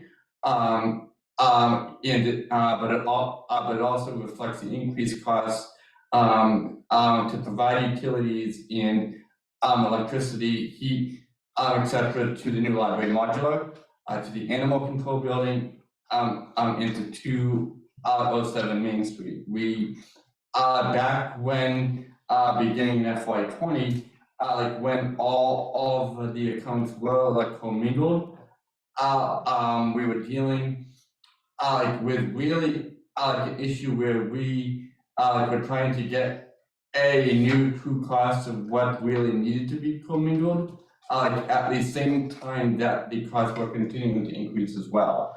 So, at this point, we do feel that we really stabilized. When you look at how we ended last year with where we are this year and the efficiencies that we're actually seeing this year as well, we do believe that the $105,000 is a very realistic, practical, responsible number there. I'm fighting with a bug on my spreadsheet, I'm sorry. In terms of the non-energy for town office buildings, those are the actual cost of water and sewer, with the addition of new town properties, number one being the water and sewer for the modular, but then also off the 207 Main Street as well. And line item 52 50, there's a $10,000 reduction we're proposing there. But we're anticipating approximately $2,000 a month in unforeseen or emergency building repairs. Like, can also issues. Having an ability to address issues as they come up there. Like with regards to our building plan, like a lot of these issues are just unpredictable at this point. Jim, is there anything you wanted to add on that? Yeah, sure. So, with that line in particular, obviously, we want to be cautious because we don't want to underfund that line, but we've actually spent quite a bit of money on capital improvements for building HVAC infrastructure upgrades. So a lot of the systems have been upgraded or replaced, so the need for repairs should be lessened or lower than normal. So I think we're pretty safe with the $2,000 a month guesstimate. This is for stuff like a door that breaks or roof leaks and things of that nature. So I don't want to go any less than that. 5252, you want me to jump on that one? Yes, So please. we see an increase here because one building in particular, the police station, the communications center, it's now a few years old. And I wanted to enter into professional contracts for the HVAC maintenance and the generator. Obviously, we need that building to stay functional. It's a 24-hour building. We've been able to handle most of the in-house maintenance to date, but now it's getting several years old. It's a very complex system. We don't have the ability to fix it. So we're entering into a contract with a reputable company that was vetted through the police chief and myself. So that contract amount was embedded in that line.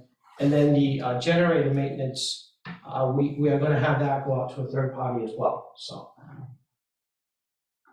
This is the last year of the modular lease, 2024. We hope so. This is not security stuff. This is basically every year. Yeah. Like now, where we're almost 9 months into the year, I'm assuming that we're gonna go past energy. Yes, so, really, what we have and why we've been so tight, is because we really haven't had an ability, we basically have been robbing Peter to pay Paul, in regards to how we've had to, really subsidize, the energy line, by, using the public buildings line, and you can see the trade-off there in the lines. So we, in closing out FY '23, it's either, it's gonna be very close. We're either, we are either gonna just by the skin of our teeth miss the need to have a transfer, or we're gonna have one for a very small amount based on how we're trending now. Yeah. And to Mr. Mullins' credit, this is the first year that we really got everybody together and looked at the costs for energy. And not to steal Mr. Costa's thunder, but we had our own little modeling setup that we did. So Yeah, it's actually included in the packet. So we think we finally have good control over it. The other thing that I think should be said is that everybody knows, it's been said many times, that the cost of energy has increased. If we hadn't done the energy savings measures that we did, this number would probably be double or triple what it is. So we've spent an awful lot of time and money doing weatherization upgrades, which has helped keep this down to a bare minimum, so. Are there any, I know for personal homes, there's a lot of state backed rebate programs. Were we able to take advantage of some for municipals? Yeah, we're a green community designation, so we have been accessed grant funds for the last several years. And those projects have actually done quite a few weatherization projects in town. Yeah, there's been also about $210,000 in improvements. And we're hoping we're gonna realize some energy savings with the Carnegie building. I just had all of the HVAC systems in that building replaced to heat pump. So we've rid the building of oil, there's no more oil. So we're hoping, those just came online a few weeks ago. So we're hoping to see some savings. What building is this? The old library, the Old Carnegie library. building, yes. We're stewards of that building, we need to take care of that building for generations to come, so it was money well spent. Great. So are there any future plans for the building? I was just gonna. That's a talk for another night. Yeah, we need to stop the discussions pretty soon. I don't wanna have a building that's not being used either, so. Yeah. Right. So then just, like continuing down the list, we have $1,000 in repairs for the animal shelter. And we're on track to spend that this year as well. Based on actually like a needed roof repair, that we have need to complete this year. The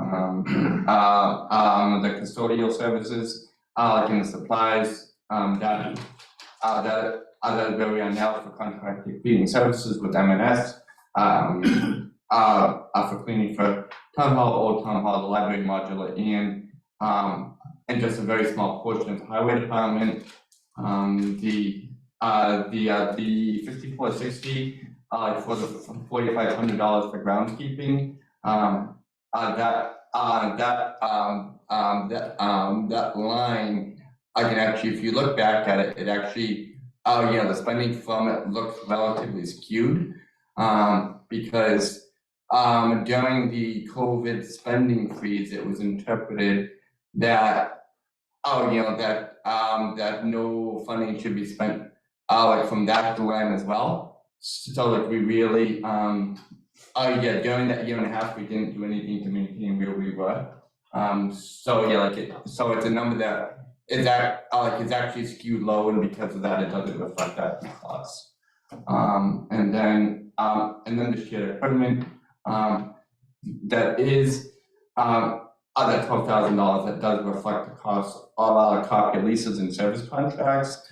We are actually diving into actually some additional research on that as well. Because we have a true cost of $12,000 of that has existed over the last 2 years. But if you look at the FY23 expenditure trends and how we ended the end of FY22, we don't actually hit that target. And that $12,000 hasn't actually changed. So we are doing additional research into that. As we go forward in the process, that that cost may change accordingly. I'm just curious, does that involve like the IT equipment that is all through the town, the various computers and whatnot? I know the 12,000. So that line deals specifically with copier systems. Okay. There's two main ones in town hall. Yep. And then there are smaller ones in some individual offices that deals with a copier at Old Town Hall as well.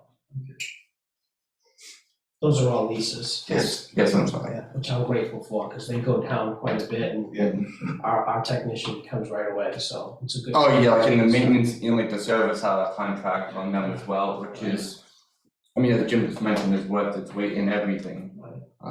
There's nothing worse when a copier printer goes down. So that's that. Any questions on any of that? So, okay. So we. Thank you. Thank you, Jim. We should be able to dive into town council if that's okay with everybody. That's 151. And you really remember our discussion on the town, on the year-to-date town council line when we met, actually at the beginning of February. But we. Oh, it's okay.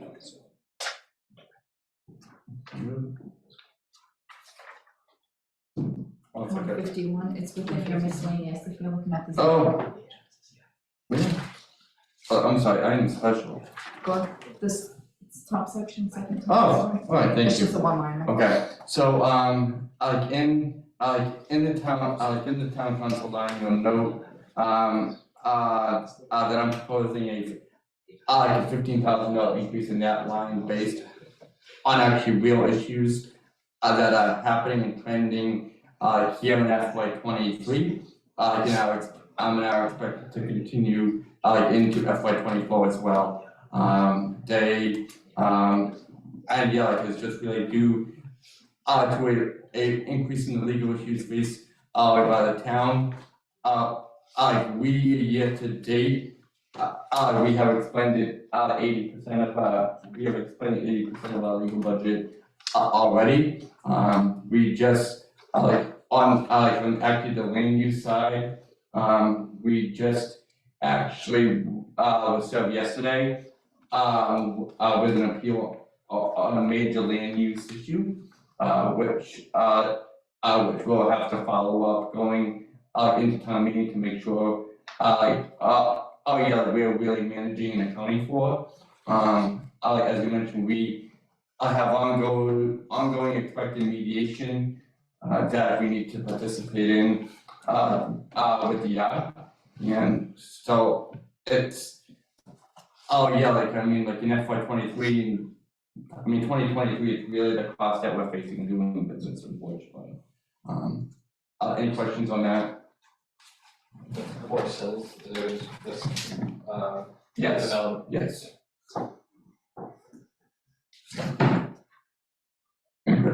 So moving on, to building insurance, we've actually condensed that into, I'm sorry, I'm off with numbers. Department 945. Department 945.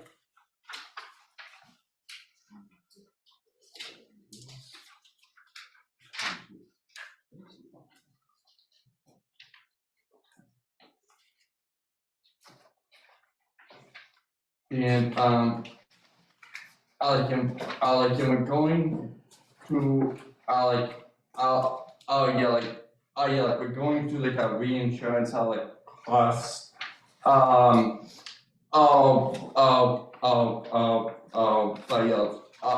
pricing renewal process as we speak. We have put a placeholder for like a 4% increase with, one second, we have put a placeholder increase like a 4% in for like a general liability in our building insurances. I can also as I mentioned earlier, in the $153,000 line, $57.41, we're actually incorporating for the first time the cyber insurance, which we previously funded out of a special town meeting article. And thankfully, in line item 5173, based on our experience rating, we're also seeing a decrease of $5,000 in our workers' comp costs, which I don't want to talk anymore about, and I don't fear of jeopardizing or jinxing it. But yeah, I do expect over the next 3 to 4 weeks to actually have more clear updated numbers. Especially with the liability in the building, they're not just based on like a 4% increase. They'll be based on more real numbers. So that is that. Any questions on that? And then going into town reports, which is actually going back to the beginning. 195. 195, thank you, Serena. That is proposing to increase that by $200 from $2,300 this year to $2,500 in FY '24. But thankfully, we're seeing more participation from departments, boards, and committees. We have seen increased printing costs. for that as well, like with our printing vendor. And adjust the printing of our last, of last year's town report, I think we ended at around 2348. So, oh yeah, I can bring it up to 2500, whatever. Oh yeah, like we're, yeah, would reflect another, it's a very modest increase. What we could expect in FY 24 as well. Any questions on that? And then we have, we don't have anything budgeted, in settlements, in court judgments. So those are easy, knock on wood. If I talk any more about that, I'll jinx it. And just one other thing we want to add for everyone's edification. We as part of the budget process, we also broke out in page 20 of the budget and in account number 820 and in account number 830. The state assessments and charges and the county assessments and charges that have always really just existed and we funded through like cherry sheet assessments. But yeah, we just wanted to actually have as part of the budget process so they were clear. There are expenses we do.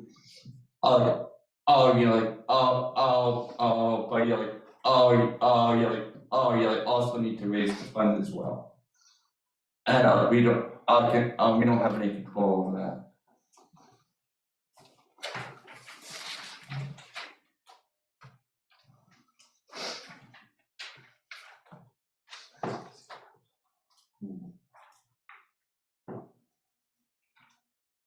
Any questions?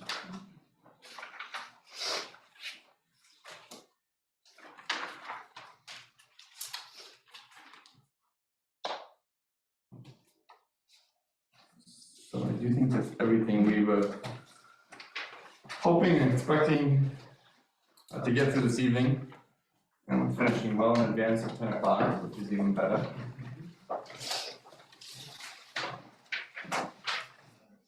And so yeah, we will follow up by, I did make a note to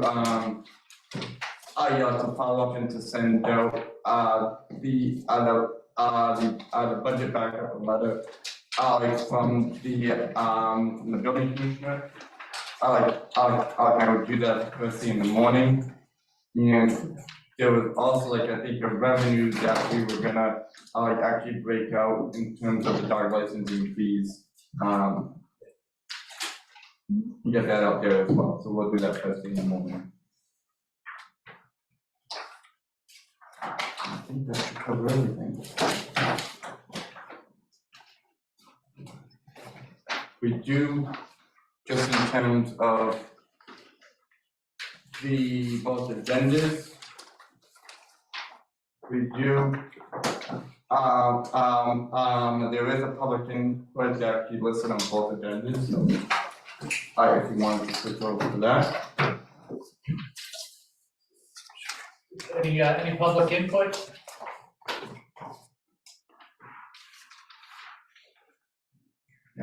Like you usually ask them to raise a hand or? Usually if anyone has any public input. Hey, Robert Woods here. Hello. Yes, Woody. Hey, Woody. I just like to thank you all for doing an outstanding job and putting in the time. Thank you very much. Thanks, Woody. Thanks. Have a good night. Thanks, Woody. Any public input? Hearing none? You please continue the motion to adjourn. Second? All in favor? Aye. Opposed? I'll entertain a motion to adjourn. So moved. Motion made second, all those in favor, Mr. Chico? Aye. Ms. Karen? Aye. Chairman Hull, aye. Time Thank is you. now 9:09. Have a good evening. Okay.